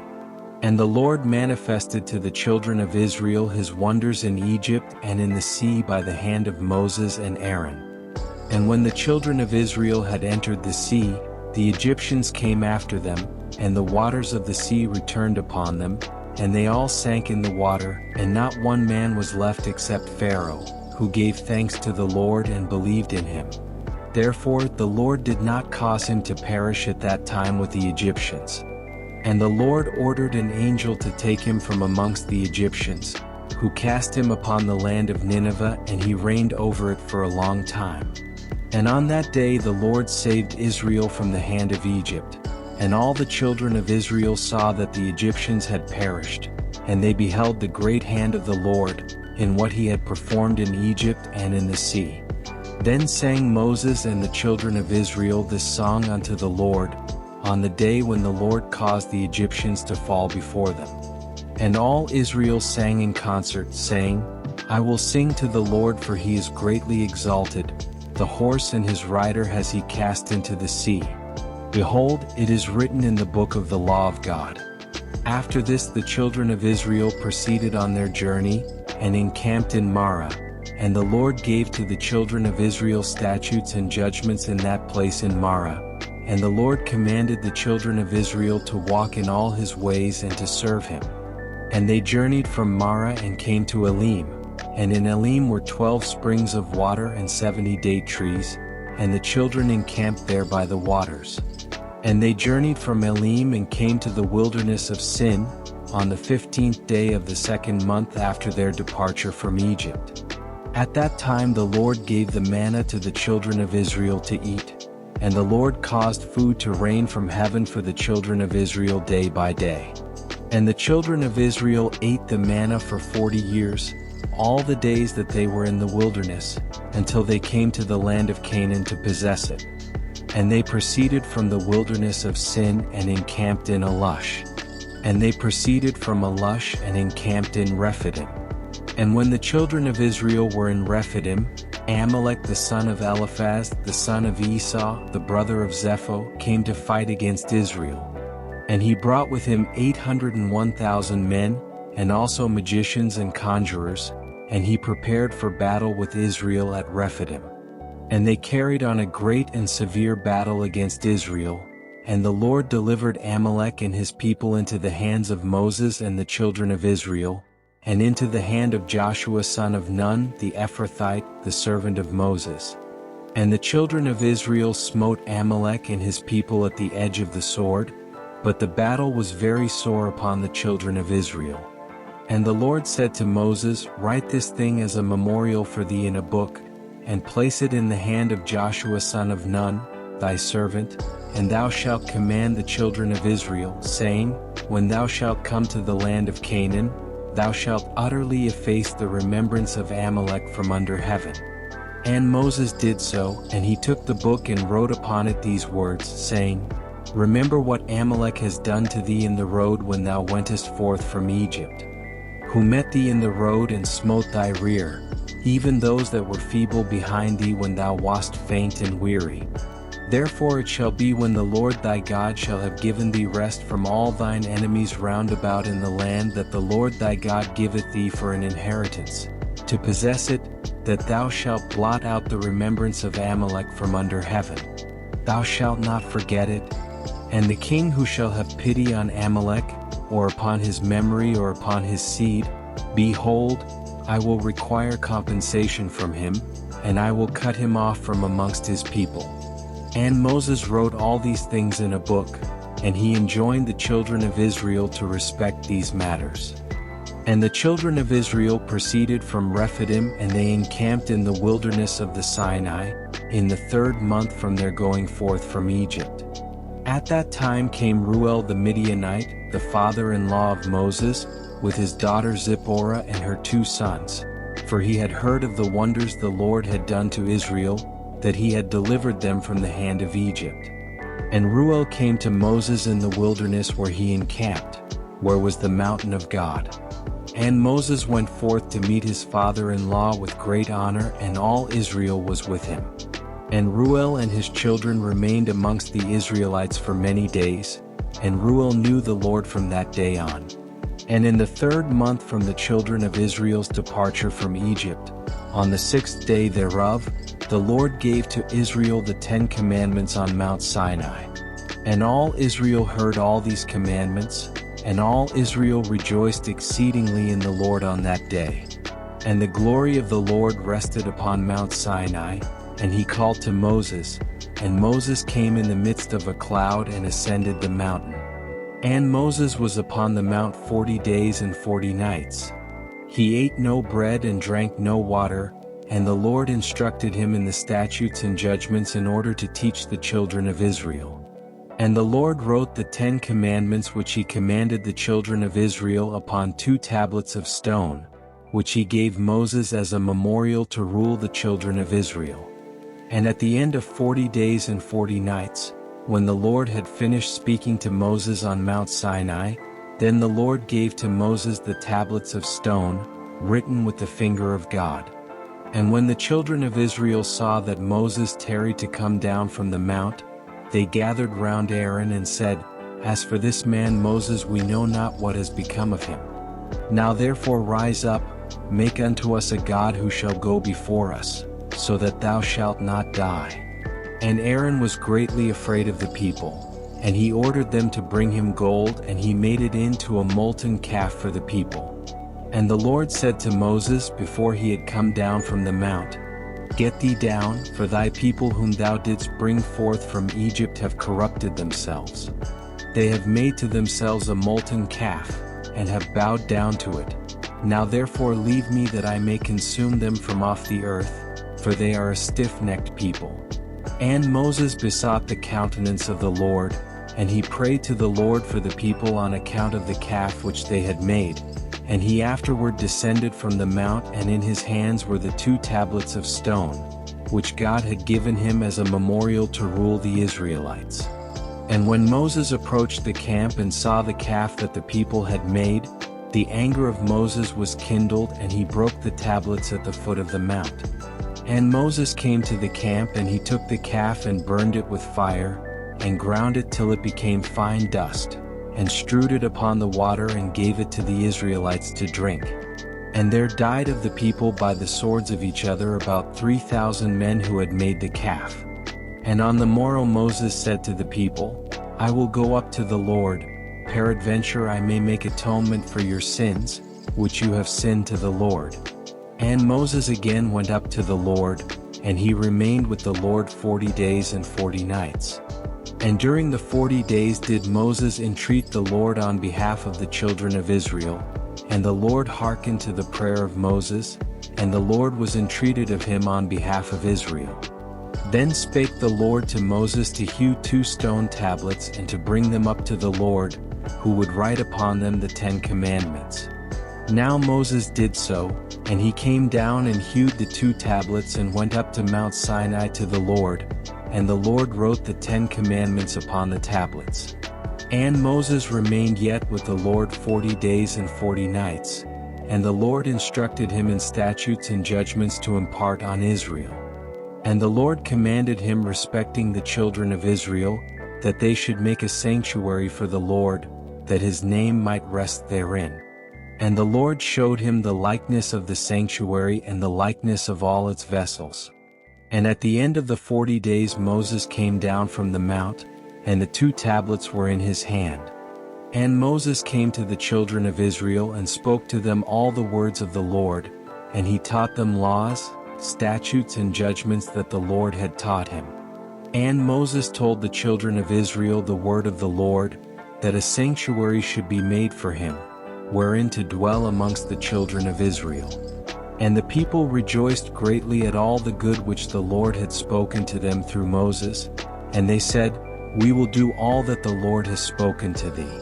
And the people rose up like one man, and they made generous offerings to the sanctuary of the Lord, and each man brought the offering of the Lord for the work on the sanctuary and for all its implements. And all the children of Israel brought each man of all that was found in his possession for the work on the sanctuary of the Lord, gold, silver and brass, and everything that was serviceable for the sanctuary. And all the skillful men, who were experienced in the work, came and made the sanctuary of the Lord according to all that the Lord had commanded, every man in the work in which he had experience. And all the wise-hearted men made the sanctuary and its furniture and all the vessels for the holy service, as the Lord had commanded Moses. And the work on the sanctuary of the tabernacle was completed at the end of 5 months. And the children of Israel did all that the Lord had commanded Moses. And they brought the sanctuary and all its furniture for inspection to Moses, which were according to the representation the Lord had shown to Moses. So did the children of Israel. And Moses saw the work, and behold, they did it just as the Lord had commanded him. So Moses blessed them. And in the 12th month in the 23rd day of the month, Moses took Aaron and his sons, and he dressed them in their garments, and anointed them and did unto them as the Lord had commanded him. And Moses brought up all the offerings which the Lord on that day commanded him. Moses afterward took Aaron and his sons aside and said to them, For 7 days shall you remain at the door of the tabernacle, for thus I was commanded to tell you. And Aaron and his sons did all that the Lord had commanded them through Moses, and they remained for 7 days at the door of the tabernacle. And on the 8th day, being the first day of the first month, in the 2nd year from the Israelites' departure from Egypt, Moses erected the sanctuary, and Moses put up all the furniture of the tabernacle and all the furniture of the sanctuary, and he did all the Lord had commanded him. And Moses called Aaron and his sons, and they brought the burnt offering and the sin offering for themselves and for the children of Israel, as the Lord had commanded Moses. On that day the 2 sons of Aaron, Nadab and Abihu, took strange fire and brought it before the Lord, who had not commanded them in that way, and a fire went forth from before the Lord and consumed them, and they died before the Lord on that day. Then, on the day when Moses had completed to erect the sanctuary, the princes of the children of Israel began to bring their offerings before the Lord for the dedication of the altar. And they brought up their offerings, each prince for 1 day, a prince each day for 12 days in a row. And all the offerings which they brought, each man in his day, 1 silver charger weighing 130 shekels, 1 silver bowl of 70 shekels after the shekel of the sanctuary, both of them full of fine flour, mingled with oil for a meat offering. 1 spoon weighing 10 shekels of gold, full of incense.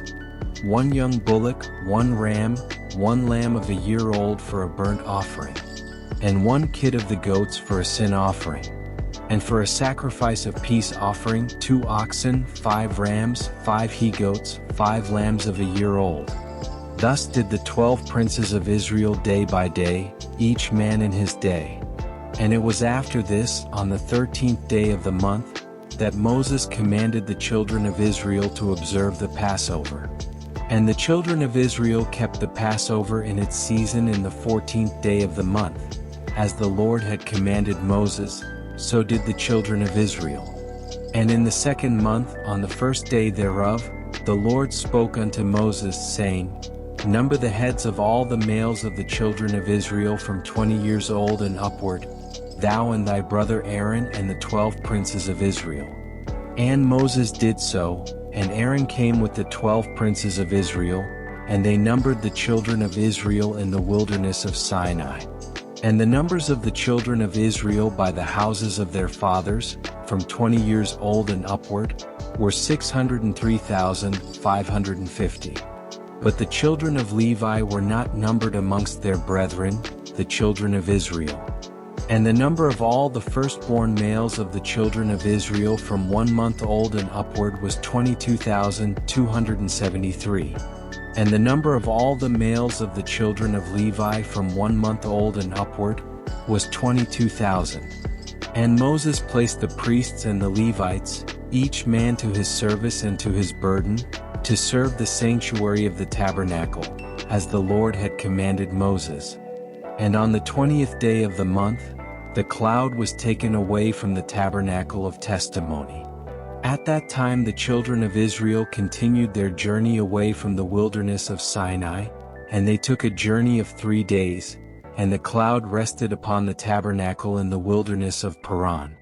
There the anger of the Lord was kindled against Israel, for they had provoked the Lord in asking him for meat, that they might eat. And the Lord hearkened to their voice, and gave them meat which they ate for 1 month.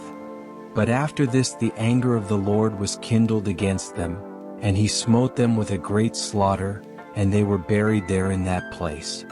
And the children of Israel called that place Cabroth Hattavava, because there they buried the people that lusted for flesh. And they departed from Cabroth Hattavava and pitched in Hazeroth, which is in the wilderness of Paran. And whilst the children of Israel were in Hazeroth, the anger of the Lord was kindled against Miriam on account of Moses, and she became leprous, white as snow. And she was confined outside the camp for 7 days until she had recovered from her leprosy. The children of Israel afterward departed from Hazeroth, and pitched at the border of the wilderness of Paran. At that time the Lord spoke to Moses to send 12 men from the children of Israel, 1 man for a tribe, to go and explore the land of Canaan.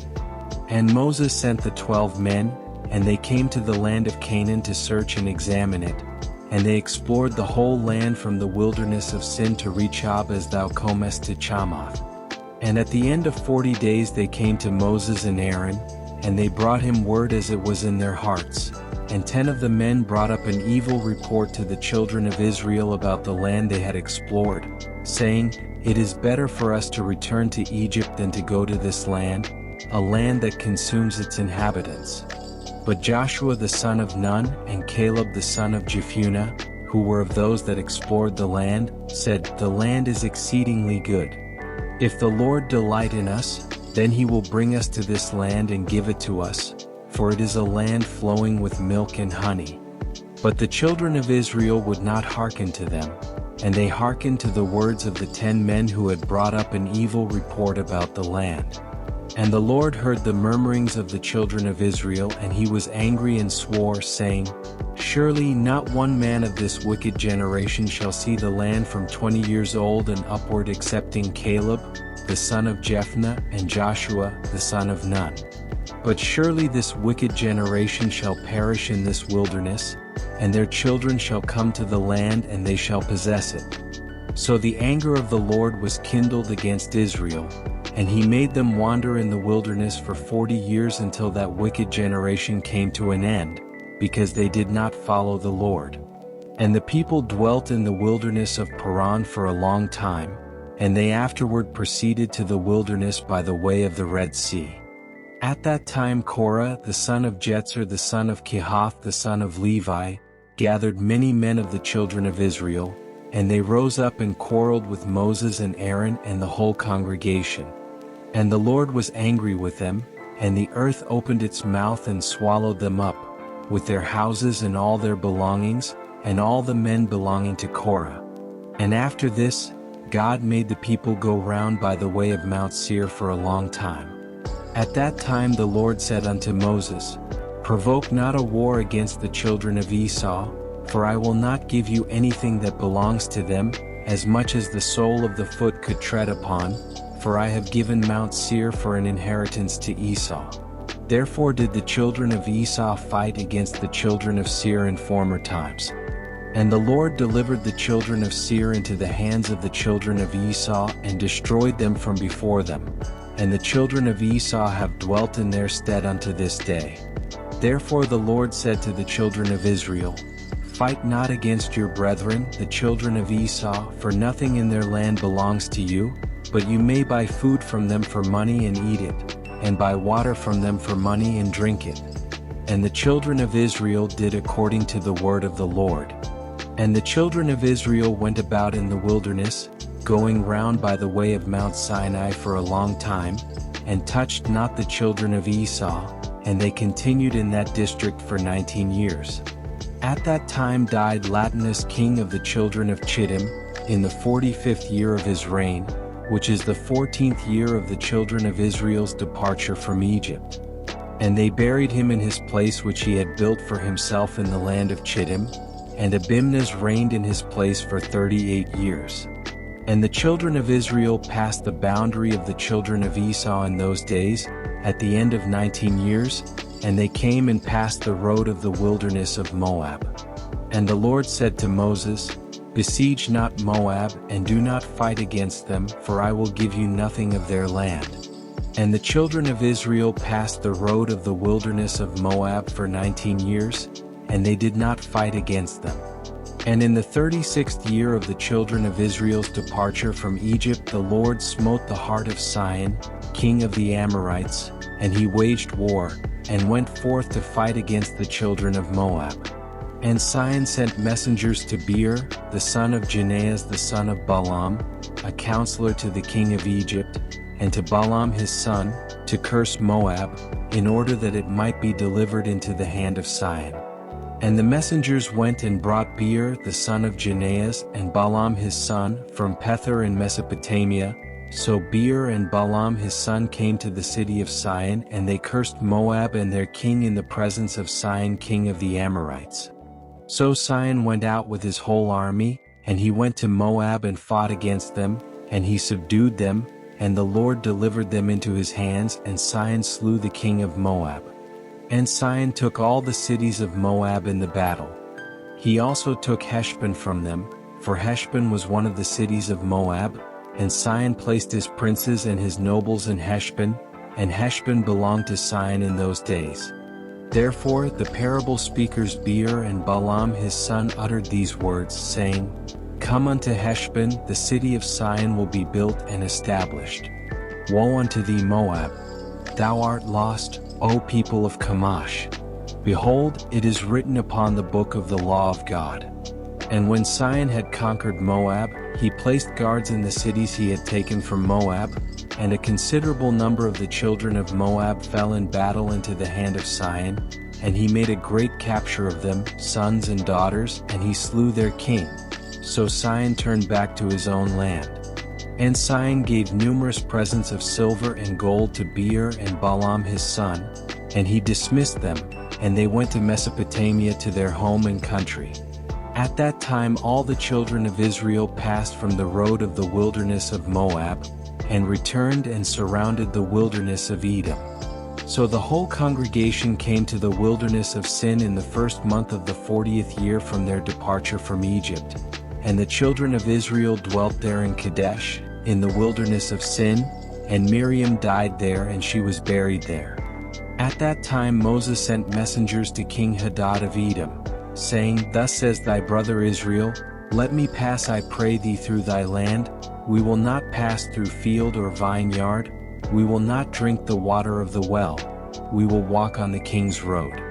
And Edom said to him, Thou shalt not pass through. And Edom went forth to meet the children of Israel with a mighty people. And the children of Esau refused to let the children of Israel pass through their land. So the Israelites removed from them, and fought not against them, because in earlier time the Lord had commanded the children of Israel, saying, You shall not fight against the children of Esau. Therefore the Israelites removed from them and did not fight against them. Then the children of Israel departed from Kadesh, and all the people came to Mount Hor. At that time the Lord said to Moses, Tell thy brother Aaron that he shall die there, for he shall not come to the land I have given to the children of Israel. And Aaron went up at the command of the Lord on Mount Hor in the 40th year in the 5th month in the first day of the month. And Aaron was 123 years old when he died at Mount Hor. And King Arad the Canaanite, who dwelt in the south, heard that the Israelites had come by the way of the spies, and he arranged his forces to fight against the Israelites. And the children of Israel were greatly afraid of him, for he had a great and heavy army, so the children of Israel resolved to return to Egypt. And the children of Israel turned back about the distance of a 3 days' journey unto Mazarath Beni Jachin, for they were much frightened on account of King Arad. And the children of Israel would not get back to their former places, so they remained in Beni Jachin for 30 days. And when the children of Levi saw that the children of Israel would not turn back, they were jealous for the sake of the Lord, and they rose up and fought against the Israelites, their brethren, and slew of them a great body, and forced them to turn back to their place at Mount Hor. And when they returned, King Arad was still arranging his host for battle against the Israelites. And Israel vowed a vow unto the Lord, saying, If thou wilt indeed deliver this people into my hand, then I will utterly destroy their cities. And the Lord hearkened to the voice of Israel, and he delivered the Canaanites into their hand, and he utterly destroyed them and their cities, and he called the name of the place Hormah. And the children of Israel journeyed from Mount Hor and pitched in Oboth, and they journeyed from Oboth and they pitched at Ijabarim at the border of Moab. And the children of Israel sent messengers to Moab, saying, Let us pass now through thy land towards our place. But the children of Moab would not suffer the children of Israel to pass through their land, for the children of Moab were greatly afraid, lest the children of Israel should do unto them as Sihon, king of the Amorites, had done to them, who had taken their land and had slain many of them. Therefore Moab would not suffer the Israelites to pass through their land.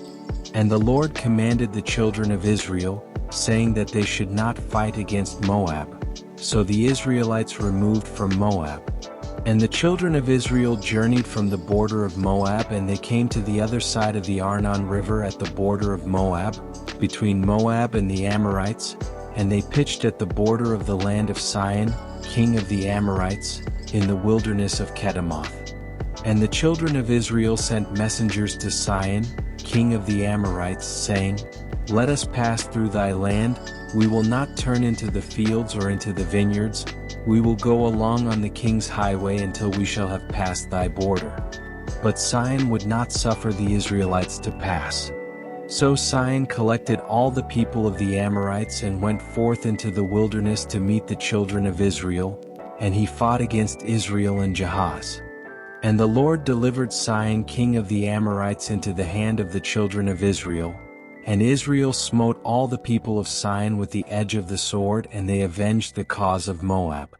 And the children of Israel took possession of the land of Sihon from Aram unto Jabbok, unto the children of Ammon, and they took all the spoil of the cities. And Israel took all these cities, and Israel dwelt in all the cities of the Amorites. And all the children of Israel resolved to fight against the children of Ammon, to take their land also. So the Lord said to the children of Israel, Do not besiege the children of Ammon, neither stir up battle against them, for I will give nothing to you of their land. And the children of Israel hearkened to the word of the Lord, and did not fight against the children of Ammon.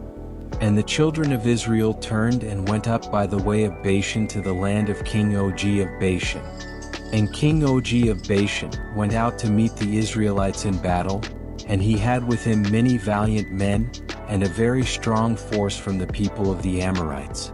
And King Og of Bashan was a very powerful man, but Narration his son was exceedingly powerful, even stronger than he was.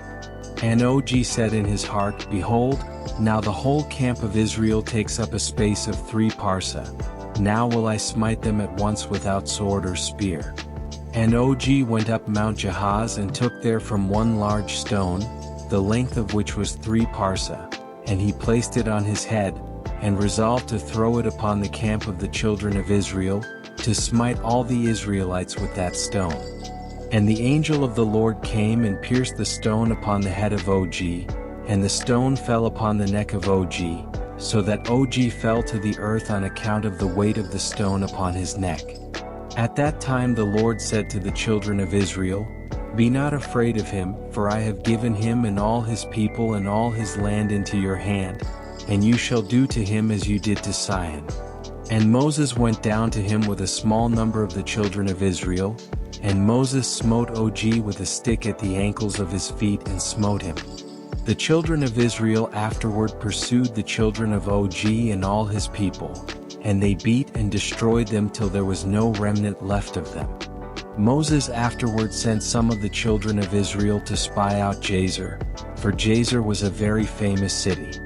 And the spies went to Jazer and explored it, and the spies trusted in the Lord, and they fought against the men of Jazer. And these men took Jazer and its villages, and the Lord delivered them into their hand, and they drove out the Amorites who were there.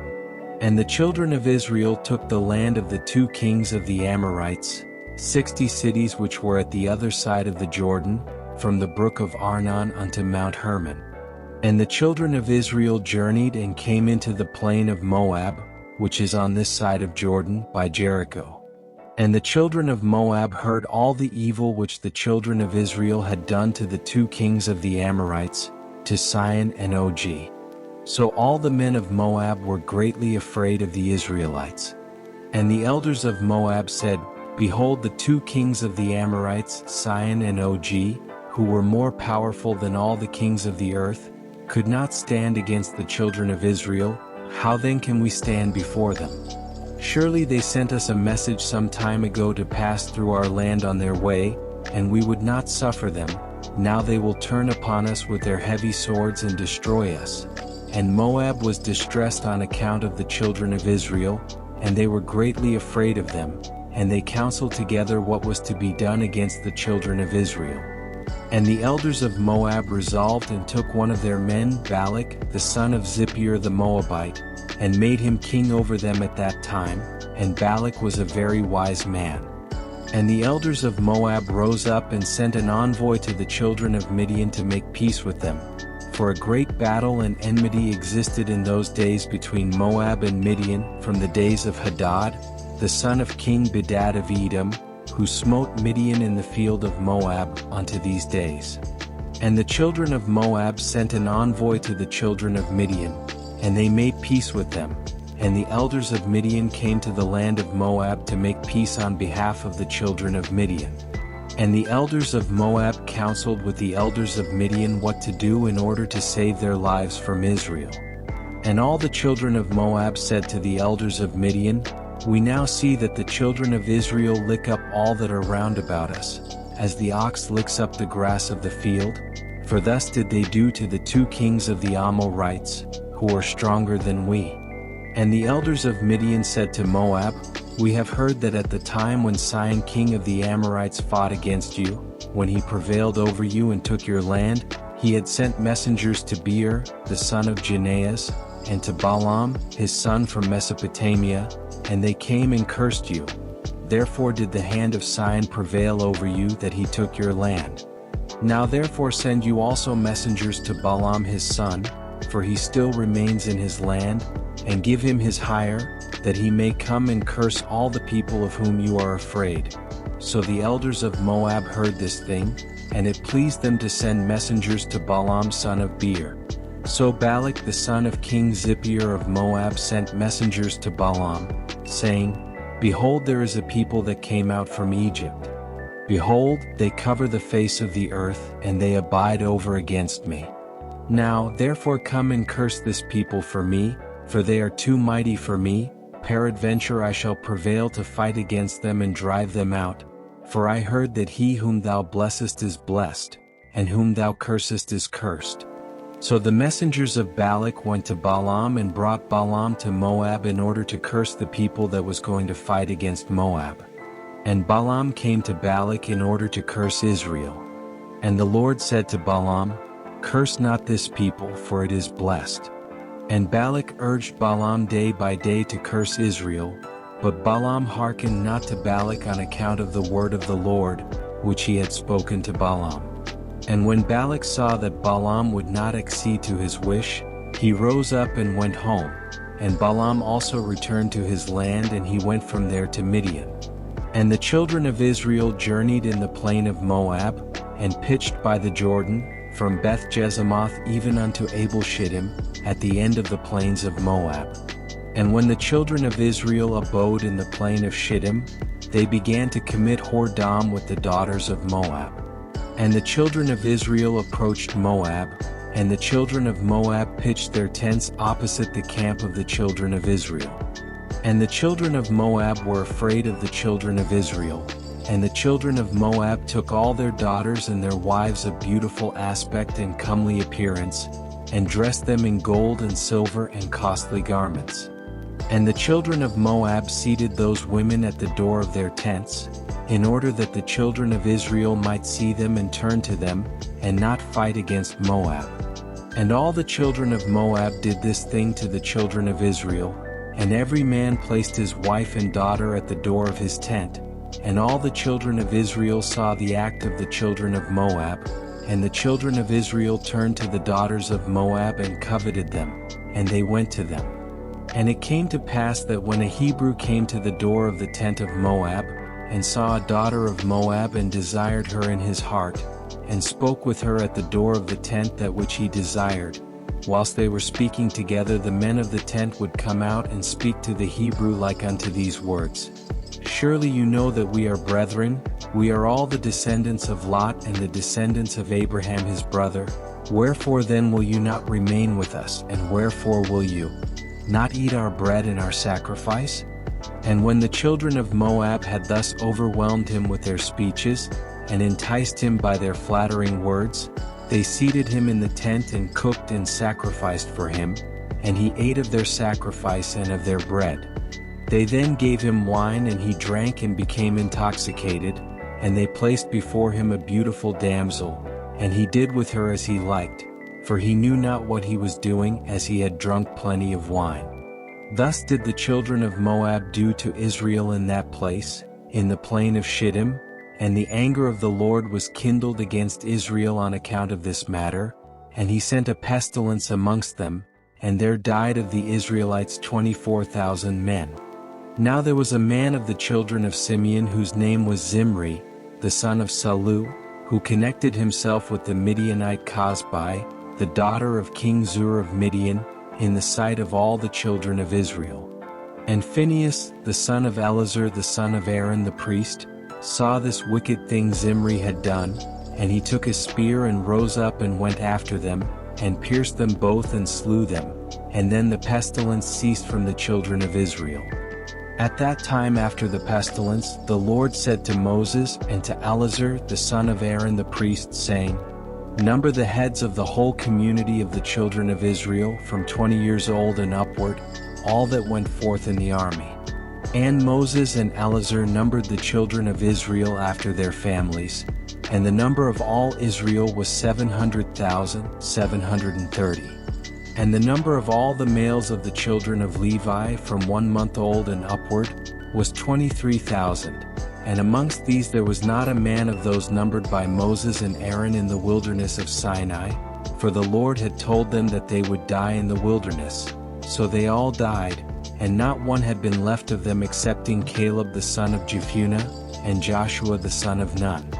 And it was after this that the Lord said to Moses, Say unto the children of Israel to avenge upon Midian the cause of their brethren, the children of Israel. And Moses did so, and the children of Israel chose from amongst them 12,000 men, being 1,000 to a tribe, and they went to Midian.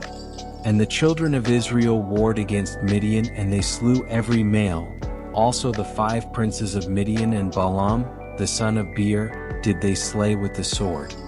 And the children of Israel took the wives of Midian captive with their little ones and their cattle, and all their belongings. And they took all the spoil and all the prey, and they brought it to Moses and to Eleazar on the plains of Moab. And Moses and Eleazar and all the princes of the congregation went forth to meet them with joy, and they divided all the spoil of Midian. Thus the children of Israel revenged upon Midian for the cause of their brethren, the children of Israel. At that time the Lord said to Moses, Behold, thy days are approaching to an end. Take now Joshua the son of Nun, thy servant, and place him in the tabernacle, and I will command him. And Moses did so. And the Lord appeared in the tabernacle in a pillar of cloud, and the pillar of cloud stood at the entrance of the tabernacle. And the Lord commanded Joshua the son of Nun, and said unto him, Be strong and courageous, for thou shalt bring the children of Israel to the land which I swore to give them, and I will be with thee. And Moses said to Joshua, Be strong and courageous, for thou wilt make the children of Israel inherit the land. And the Lord will be with thee, he will not leave thee nor forsake thee, be not afraid nor disheartened. And Moses called to all the children of Israel and said to them, You have seen all the good which the Lord your God has done for you in the wilderness. Now therefore, serve all the words of this law, and walk in the way of the Lord your God. Turn not from the way which the Lord has commanded you, either to the right or to the left. And Moses taught the children of Israel statutes and judgments and laws to do in the land as the Lord had commanded him. And he taught them the way of the Lord and his laws. Behold, they are written upon the book of the law of God which he gave to the children of Israel by the hand of Moses. And Moses finished commanding the children of Israel. And the Lord said to him, saying, Go up to the Mount Abarim and die there, and be gathered unto thy people as Aaron thy brother was gathered. And Moses went up as the Lord had commanded him, and he died there in the land of Moab by the order of the Lord, in the 40th year from the Israelites going forth from the land of Egypt. And the children of Israel wept for Moses in the plains of Moab for 30 days, and the days of weeping and mourning for Moses were completed. And it was after the death of Moses that the Lord said to Joshua, the son of Nun, saying, Rise up and pass the Jordan to the land which I have given to the children of Israel, and thou shalt make the children of Israel inherit the land. Every place upon which the sole of your feet shall tread, shall belong to you. From the wilderness of the Lebanon unto the great river, the river Perith, shall be your boundary. No man shall stand up against thee all the days of thy life. As I was with Moses, so will I be with thee. Only be strong and of good courage to observe all the law which Moses commanded thee. Turn not from the way either to the right or to the left, in order that thou mayst prosper in all that thou doest. And Joshua commanded the officers of Israel, saying, Pass through the camp and command the people, saying, Prepare for yourselves provisions, for in 3 days more you will pass the Jordan to possess the land. And the officers of the children of Israel did so, and they commanded the people, and they did all that Joshua had commanded. And Joshua sent 2 men to spy out the land of Jericho, and the men went and spied out Jericho. And at the end of 7 days they came to Joshua in the camp and said to him, "The Lord has delivered the whole land into our hand, and the inhabitants thereof are melted with fear because of us." And it came to pass after that Joshua rose up in the morning and all Israel with him, and they journeyed from Shittim. And Joshua and all Israel with him passed the Jordan. And Joshua was 82 years old when he passed the Jordan with Israel. And the people went up from Jordan on the 10th day of the 1st month, and they encamped in Gilgal at the eastern corner of Jericho. And the children of Israel kept the Passover in Gilgal in the plains of Jericho, on the 14th of the month, as it is written in the law of Moses. And the manna ceased at that time on the morrow of the Passover, and there was no more manna for the children of Israel, and they ate of the produce of the land of Canaan. And Jericho was entirely closed for the children of Israel, no one came out or went in. And it was in the 2nd month, on the 1st day of the month, that the Lord said to Joshua, "Rise up, behold, I have given Jericho into thy hand with all its people. And all your fighting men shall go round the city once a day, thus shall you do for 6 days. And the priests shall blow upon trumpets, and when the sound of the trumpet is heard, all the people shall give a great shouting, so that the walls of the city fall down. All the people shall go up every man against his opponent." And Joshua did according to all the Lord had commanded him. And on the 7th day they went round the city 7 times, and the priests blew upon trumpets. And at the 7th round Joshua said to the people, "Shout, for the Lord has delivered the whole city into our hands. Only the city and all that it contains shall be dedicated to the Lord, and keep yourselves from the accursed, lest you make the camp of Israel accursed and trouble it. But all the silver and gold and brass and iron shall be consecrated to the Lord, they shall come into the Lord's treasury." And the people blew upon trumpets and made a great shouting, and the walls of Jericho fell down, and all the people went up, every man straight before him, and they took the city and utterly destroyed all that was in it, both man and woman, young and old, ox and sheep and ass, with the edge of the sword. And they burned the whole city with fire. Only the vessels of silver and gold and brass and iron, they put into the Lord's treasury. And Joshua swore at that time, saying, "Cursed be the man who builds Jericho. He shall lay in the foundation thereof his firstborn, and in the gates thereof he shall set up his youngest son." And Achan, the son of Carmi, son of Zabdi, son of Zerah, son of Judah, dealt treacherously with the dedicated thing, and he took of the dedicated thing and hid it in the tent, and the anger of the Lord was kindled against Israel. And it was after this, when the children of Israel had returned from burning Jericho, that Joshua sent men to also spy out Ai, and give report of how to fight against it. And the men went up and spied out Ai, and they returned and said, "Let not all the people go up with thee to Ai, only let about 3,000 men go up and smite the city, for the men thereof are but few." And Joshua did so, and there went up with him of the children of Israel about 3,000 men, and they fought against the men of Ai. And the battle was severe against Israel, and the men of Ai smote 36 men of Israel, and the children of Israel fled from before the men of Ai. And when Joshua saw this thing, he tore his garments and fell upon his face to the ground before the Lord, he with the elders of Israel, and they put dust upon their heads. And Joshua said, "Why, O Lord, didst thou bring this people over the Jordan? What shall I say after the Israelites have turned their backs against their enemies? Now therefore all the Canaanites, inhabitants of the land, will hear this thing and surround us and cut off our name." And the Lord said to Joshua, "Why dost thou fall upon thy face? Rise, get thee off, for the Israelites have sinned, and taken of the accursed thing. I will no more be with them unless they destroy the accursed thing from amongst them." And Joshua rose up and assembled the people, and brought the Urim by the order of the Lord, and the tribe of Judah was taken, and Achan the son of Carmi was taken. And Joshua said to Achan, Tell me, my son, what hast thou done? And Achan said, I saw amongst the spoil a goodly garment of Shinar and 200 shekels of silver, and a wedge of gold of 50 shekels weight. I coveted them and took them, and behold, they are all hid in the earth in the midst of the tent. And Joshua sent men who went and took them from the tent of Achan, and they brought it to Joshua.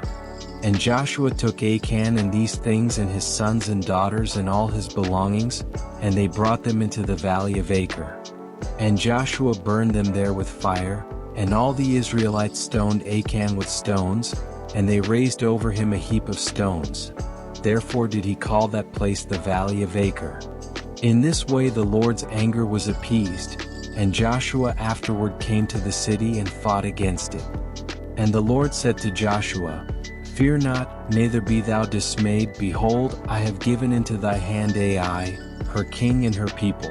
And thou shalt do unto them as thou didst to Jericho and her king. Only the spoil thereof and the cattle thereof shall you take for a prey for yourselves. Lay an ambush for the city behind it. So Joshua did according to the word of the Lord, and he chose from amongst the sons of war 30,000 valiant men, and he sent them, and they laid in ambush in front of the city. And he commanded them, saying, When you shall see us we will flee before them with cunning, and they will pursue us. You shall then rise out of the ambush and take the city, and they did so. And Joshua fought, and the men of the city went out toward Israel, not knowing that they were lying in ambush for them behind the city. And Joshua and all the Israelites feigned to be wearied out before them, and they fled by the way of the wilderness with Sihon. And the men of Ai gathered all the people who were in the city to pursue the Israelites, and they went out and were drawn away from the city, not one remained. They left the city open and pursued the Israelites. And those who were lying in ambush rose up out of their places, and hastened to come to the city and took it and set it on fire, and the men of Ai turned back. And behold, the smoke of the city ascended to the skies, and they had no means of retreating either one way or the other. And all the men of Ai were in the midst of Israel, some on this side and some on that side, and they smote them so that not one of them remained. And the children of Israel took King Melech of Ai alive, and they brought him to Joshua, and Joshua hanged him on a tree and he died. And the children of Israel returned to the city after having burned it, and they smote all those that were in it with the edge of the sword. And the number of those that had fallen of the men of Ai, both man and woman, was 12,000. Only the cattle and the spoil of the city they took to themselves, according to the word of the Lord to Joshua. And all the kings on this side Jordan, all the kings of Canaan, heard of the evil which the children of Israel had done to Jericho and to Ai, and they gathered themselves together to fight against Israel. Only the inhabitants of Gibeon were greatly afraid of fighting against the Israelites lest they should perish.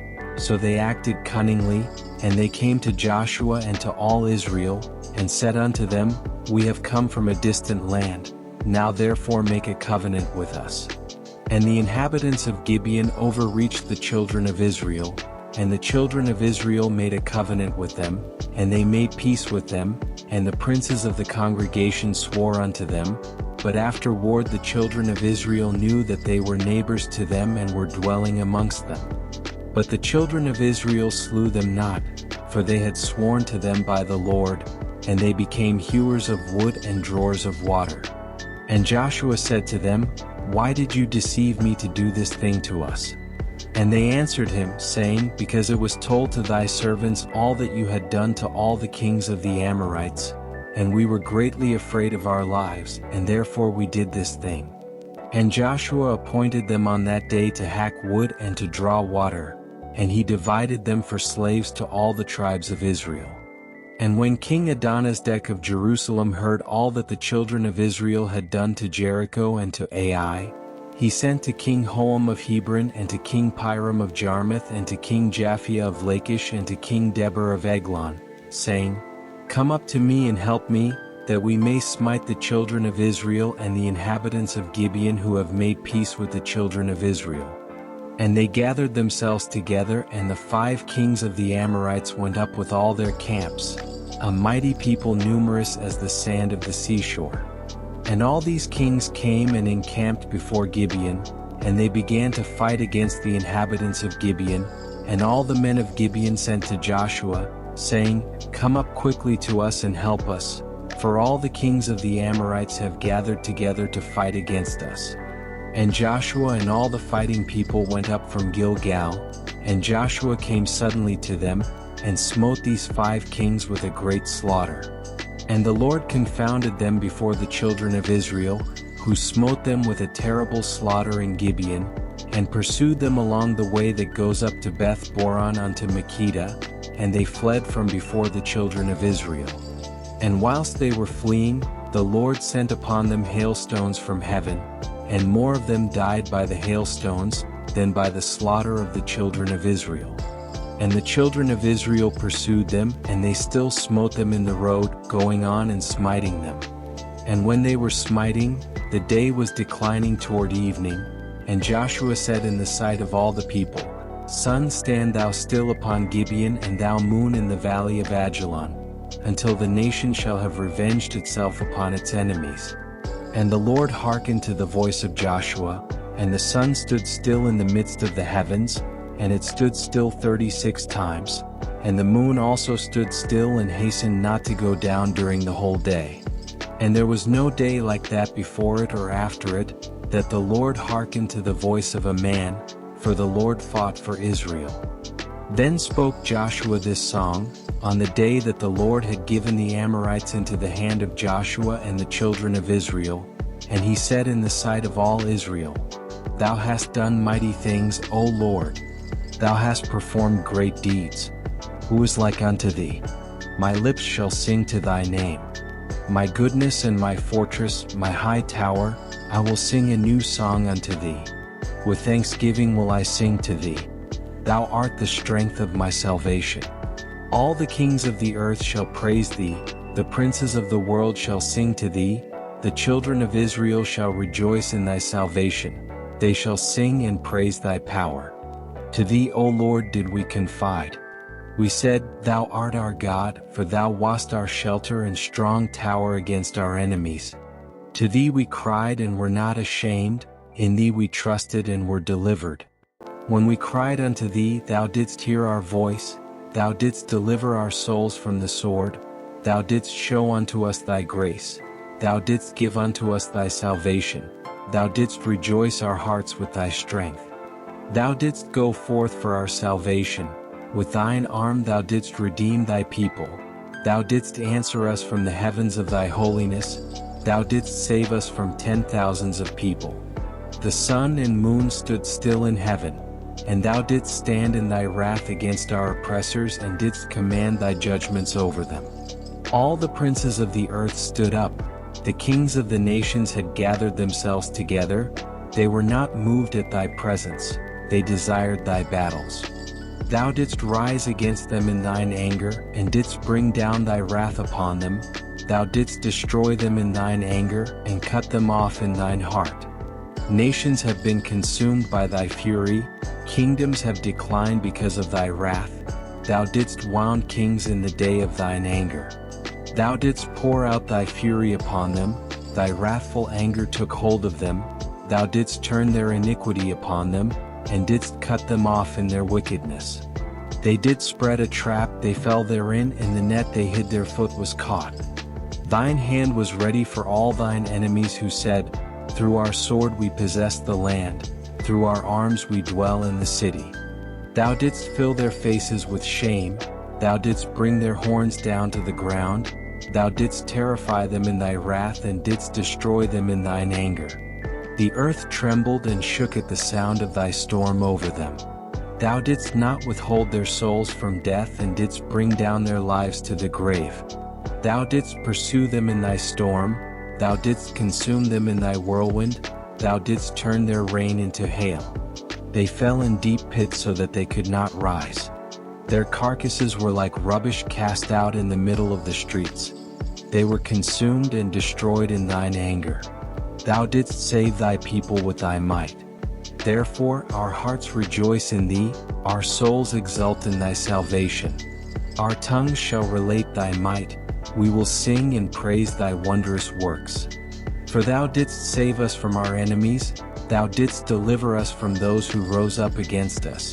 Thou didst destroy them from before us and depress them beneath our feet.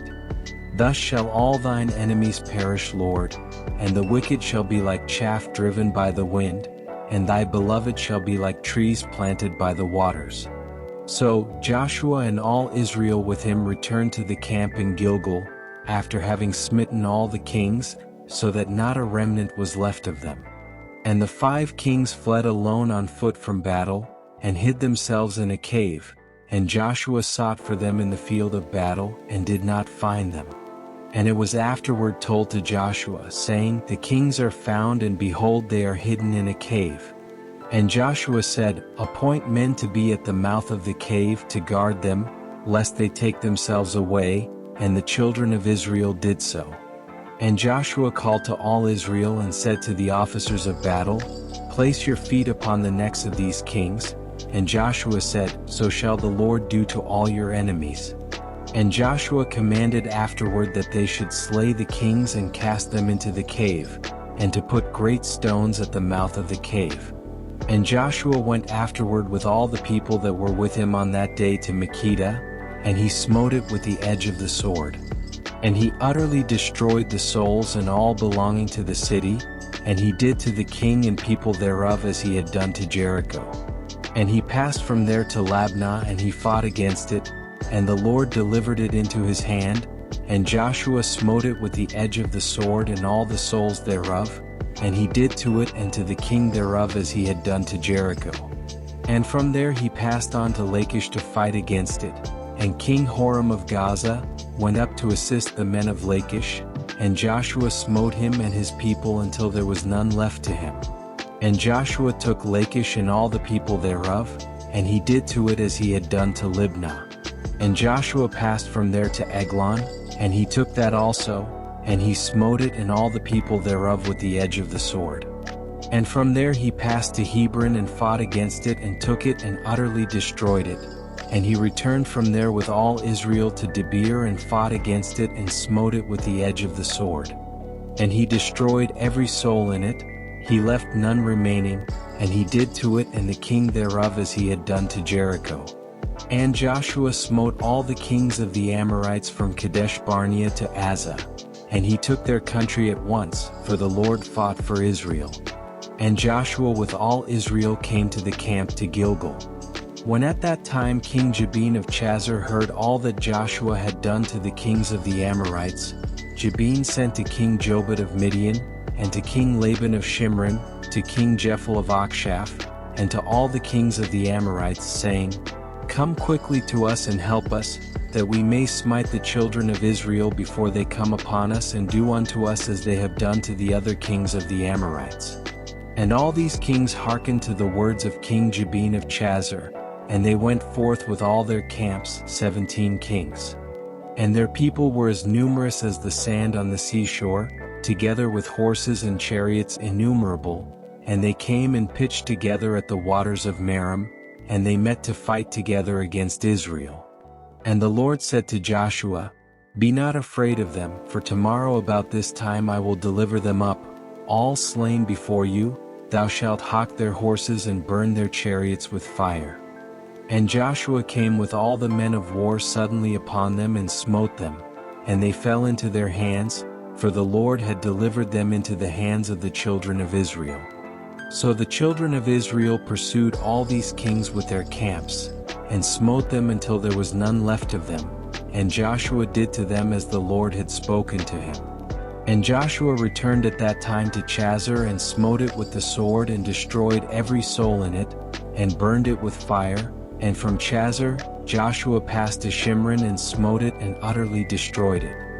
From there he passed to Achshaph and he did to it as he had done to Shimron. From there he passed to Adullam and he smote all the people in it, and he did to Adullam as he had done to Achshaph and to Shimron. And he passed from them to all the cities of the kings, which he had smitten, and he smote all the people that were left of them, and he utterly destroyed them. Only their booty and cattle the Israelites took to themselves as a prey, but every human being they smote, they suffered not a soul to live. As the Lord had commanded Moses, so did Joshua and all Israel, they failed not in anything. So Joshua and all the children of Israel smote the whole land of Canaan as the Lord had commanded them, and smote all their kings, being 31 kings, and the children of Israel took their whole country, besides the kingdoms of Sihon and Og, which are on the other side Jordan, of which Moses had smitten many cities. Those Moses gave to the Reubenites and the Gadites and to half the tribe of Manasseh. And Joshua smote all the kings that were on this side Jordan to the west, and gave them for an inheritance to the 9 tribes and to the half-tribe of Israel.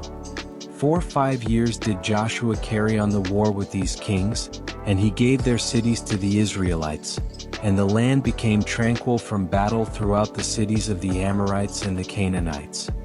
At that time, in the 5th year after the children of Israel had passed over Jordan, after the children of Israel had rested from their war with the Canaanites, at that time great and severe battles arose between Edom and the children of Chittim, and the children of Chittim fought against Edom.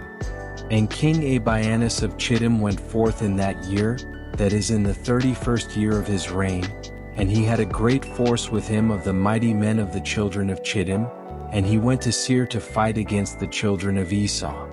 And King Hadad of Edom heard of his report, and he went forth to meet him with a heavy people and strong force, and engaged in battle with him in the field of Edom. And the hand of Chittim prevailed over the children of Esau, and the children of Chittim slew of the children of Esau 22,000 men, and all the children of Esau fled from before them. And the children of Chittim pursued them, and they reached King Hadad of Edom, who was running before them, and they caught him alive and brought him to King Abianus of Chittim. And Abianus ordered him to be slain, and King Hadad of Edom died in the 48th year of his reign. And the children of Chittim continued their pursuit of Edom, and they smote them with a great slaughter, and Edom became subject to the children of Chittim. And the children of Chittim ruled over Edom, and Edom came under the hand of the children of Chittim, and they became one kingdom from that day on. And from that time they could no more lift up their heads, and their kingdom became one with the children of Chittim. And Abianus placed officers in Edom, and all the children of Edom became subject and tributary to Abianus. And Abianus turned back to his own land Chittim. And when he returned, he renewed his government and built for himself a spacious and fortified palace for a royal residence, and reigned securely over the children of Chittim and over Edom. In those days, after the children of Israel had driven away all the Canaanites and Amorites, Joshua was old and advanced in years. And the Lord said to Joshua, "Thou art old, advanced in life, and a great part of the land remains to be possessed. Now therefore divide this land for an inheritance to the 9 tribes and to half the tribe of Manasseh." And Joshua rose up and did as the Lord had spoken to him. And he divided the whole land between the tribes of Israel as an inheritance, according to their divisions. But to the tribe of Levi he gave no inheritance. The offerings of the Lord are their inheritance, as the Lord had spoken of them by means of Moses. And Joshua gave Mount Hebron to Caleb, the son of Jephunneh, one portion above his brethren, as the Lord had spoken through Moses. Therefore Hebron became an inheritance to Caleb and his children unto this day. And Joshua divided the whole land by lots to all Israel for an inheritance, as the Lord had commanded him. And the children of Israel gave cities to the Levites from their own inheritance, and suburbs for their cattle and property, as the Lord had commanded Moses. So did the children of Israel, and they divided the land by lots, whether great or small. And they went to inherit the land according to their boundaries, and the children of Israel gave to Joshua, the son of Nun, an inheritance amongst them. By the word of the Lord did they give him the city which he required, Timnath-Serach in Mount Ephraim, and he built the city and dwelt therein. These are the inheritances that the priest Eleazar and Joshua, the son of Nun, and the heads of the fathers of the tribes portioned out to the children of Israel by lot in Shiloh, before the Lord, at the door of the tabernacle, and they left off dividing the land. And the Lord gave the land to the Israelites, and they possessed it as the Lord had spoken to them, and as the Lord had sworn to their ancestors. And the Lord gave the Israelites rest from all their enemies around them, and no man stood up against them, and the Lord delivered all their enemies into their hands, and not one thing failed of all the good which the Lord had spoken to the children of Israel, yea, the Lord performed everything. And Joshua called all the children of Israel, and he blessed them, and commanded them to serve the Lord, and he afterward sent them away, and they went each man to his own city, and each man to his inheritance. And the children of Israel served the Lord all the days of Joshua, and the Lord gave them rest from all around them, and they dwelt securely in their cities. And it came to pass in those days that King Abianus of Chittim died, in the 38th year of his reign, that is the 7th year of his reign over Edom, and they buried him in his place that he had built for himself, and Latinus reigned in his stead 50 years. And during his reign he brought forth an army, and he went and fought against the inhabitants of Britannia and Canaan, the children of Elisha son of Javan, and he prevailed over them and made them tributary. He then heard that Edom had revolted from under the hand of Chittim, and Latinus went to them and smote them and subdued them, and placed them under the hand of the children of Chittim, and Edom became one kingdom with the children of Chittim all the days. And for many years there was no king in Edom, and their government was with the children of Chittim and their king. And it was in the 26th year after the children of Israel had passed the Jordan, that is the 66th year after the children of Israel had departed from Egypt, that Joshua was old, advanced in years, being 108 years old in those days. And Joshua called all Israel, their elders, their judges and officers, after the Lord had given to all the Israelites rest from all their enemies round about. And Joshua said to the elders of Israel and to their judges, Behold, I am old, advanced in years, and you have seen what the Lord has done to all the nations whom he has driven away from before you, for it is the Lord who has fought for you. Now therefore strengthen yourselves to keep and to do all the words of the law of Moses, not to deviate from it to the right or to the left, and not to come amongst those nations who are left in the land. Neither shall you make mention of the name of their gods, but you shall cleave to the Lord your God, as you have done to this day. And Joshua greatly exhorted the children of Israel to serve the Lord all their days.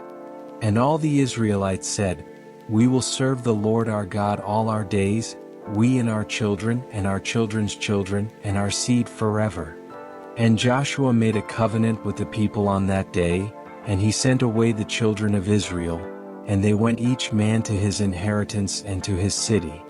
And it was in those days, when the children of Israel were dwelling securely in their cities, that they buried the coffins of the tribes of their ancestors, which they had brought up from Egypt, each man in the inheritance of his offspring. The children of Israel buried the 12 sons of Jacob, each man in the possession of his children. And these are the names of the cities wherein they buried the 12 sons of Jacob, whom the children of Israel had brought up from Egypt. And they buried Reuben and Gad on this side of the Jordan in Romia, which Moses had given to their children. And they buried Simeon and Levi in the city Mauda, which he had given to the children of Simeon, and the suburb of the city was for the children of Levi. And they buried Judah in the city of Benjamin opposite Bethlehem. And they buried the bones of Issachar and Zebulun in Sidon, in the portion which fell to their children. And Dan was buried in the city of his children in Eshtal, and they buried Naphtali and Asher in Kadesh Naphtali, each man in his place which he had given to his children. And they buried the bones of Joseph in Shechem, in the part of the field which Jacob had purchased from Hamor, and which Joseph received for an inheritance. And they buried Benjamin in Jerusalem opposite the Jebusite, which was given to the children of Benjamin. the children of Israel buried their fathers, each man in the city of his children. And at the end of 2 years Joshua, the son of Nun, died at the age of 110 years, and the time which Joshua judged Israel was 28 years, and Israel served the Lord all the days of his life. And the other affairs of Joshua and his battles and his reproofs with which he reproved Israel, and all which he had commanded them, and the names of the cities which the children of Israel possessed in his days, behold, they are written in the book of the words of Joshua to the children of Israel, and in the book of the wars of the Lord, which Moses and Joshua and the children of Israel had written. And the children of Israel buried Joshua at the border of his inheritance, in Timnath-Serach, which was given to him in Mount Ephraim. And Eleazar, the son of Aaron, died in those days, and they buried him in a hill belonging to Phinehas his son, which was given to him in Mount Ephraim. At that time after Joshua's death, the children of the Canaanites were still in the land, and the Israelites resolved to drive them out. And the children of Israel asked the Lord, saying, Who shall go up first for us to the Canaanites to fight against them? And the Lord said, Judah shall go up. And the children of Judah said to Simeon, Go up with us into our lot, and we will fight against the Canaanites, and we likewise will go up with you in your lot. So the children of Simeon went with the children of Judah. And the children of Judah went up and fought against the Canaanites. So the Lord delivered the Canaanites into the hands of the children of Judah, and they smote them in Bezek, 10,000 men. And they fought with Adoni-Bezek in Bezek, and he fled from them, and they pursued him and caught him, and they took hold of him and cut off his thumbs and great toes.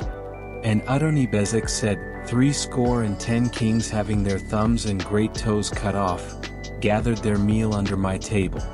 As I have done, so God requited me, and they brought him to Jerusalem, and he died there. And the children of Simeon went with the children of Judah, and they smote the Canaanites with the edge of the sword. And the Lord was with the children of Judah, and they possessed the mountain, and the children of Joseph went up to Bethel, the same as Luz, and the Lord was with them. And the children of Joseph spied out Bethel, and the watchmen saw a man going forth from the town, and they caught him and said unto him, Show us now the entrance of the town, and we will show kindness to thee. And that man showed them the entrance of the town, and the children of Joseph came and smote the town with the edge of the sword. And the man with his family they sent away, and he went to the Hittites, and he built a city, and he called the name thereof Luz. So all the Israelites dwelt in their cities, and the children of Israel served the Lord all the days of Joshua, and all the days of the elders, who had lengthened their days after Joshua, and saw the great work of the Lord, which he had performed for Israel. And the elders judged Israel after the death of Joshua for 17 years. And all the elders also fought the battles of Israel against the Canaanites. And the Lord drove the Canaanites from before the children of Israel in order to place the Israelites in their land. And he accomplished all the words which he had spoken to Abraham, Isaac, and Jacob, and the oath which he had sworn, to give to them and to their children, the land of the Canaanites. And the Lord gave to the children of Israel the whole land of Canaan, as he had sworn to their ancestors. And the Lord gave them rest from those around them, and the children of Israel dwelt securely in their cities. Blessed be the Lord forever. Amen and amen. Strengthen yourselves, and let the hearts of all you that trust in the Lord be of good courage.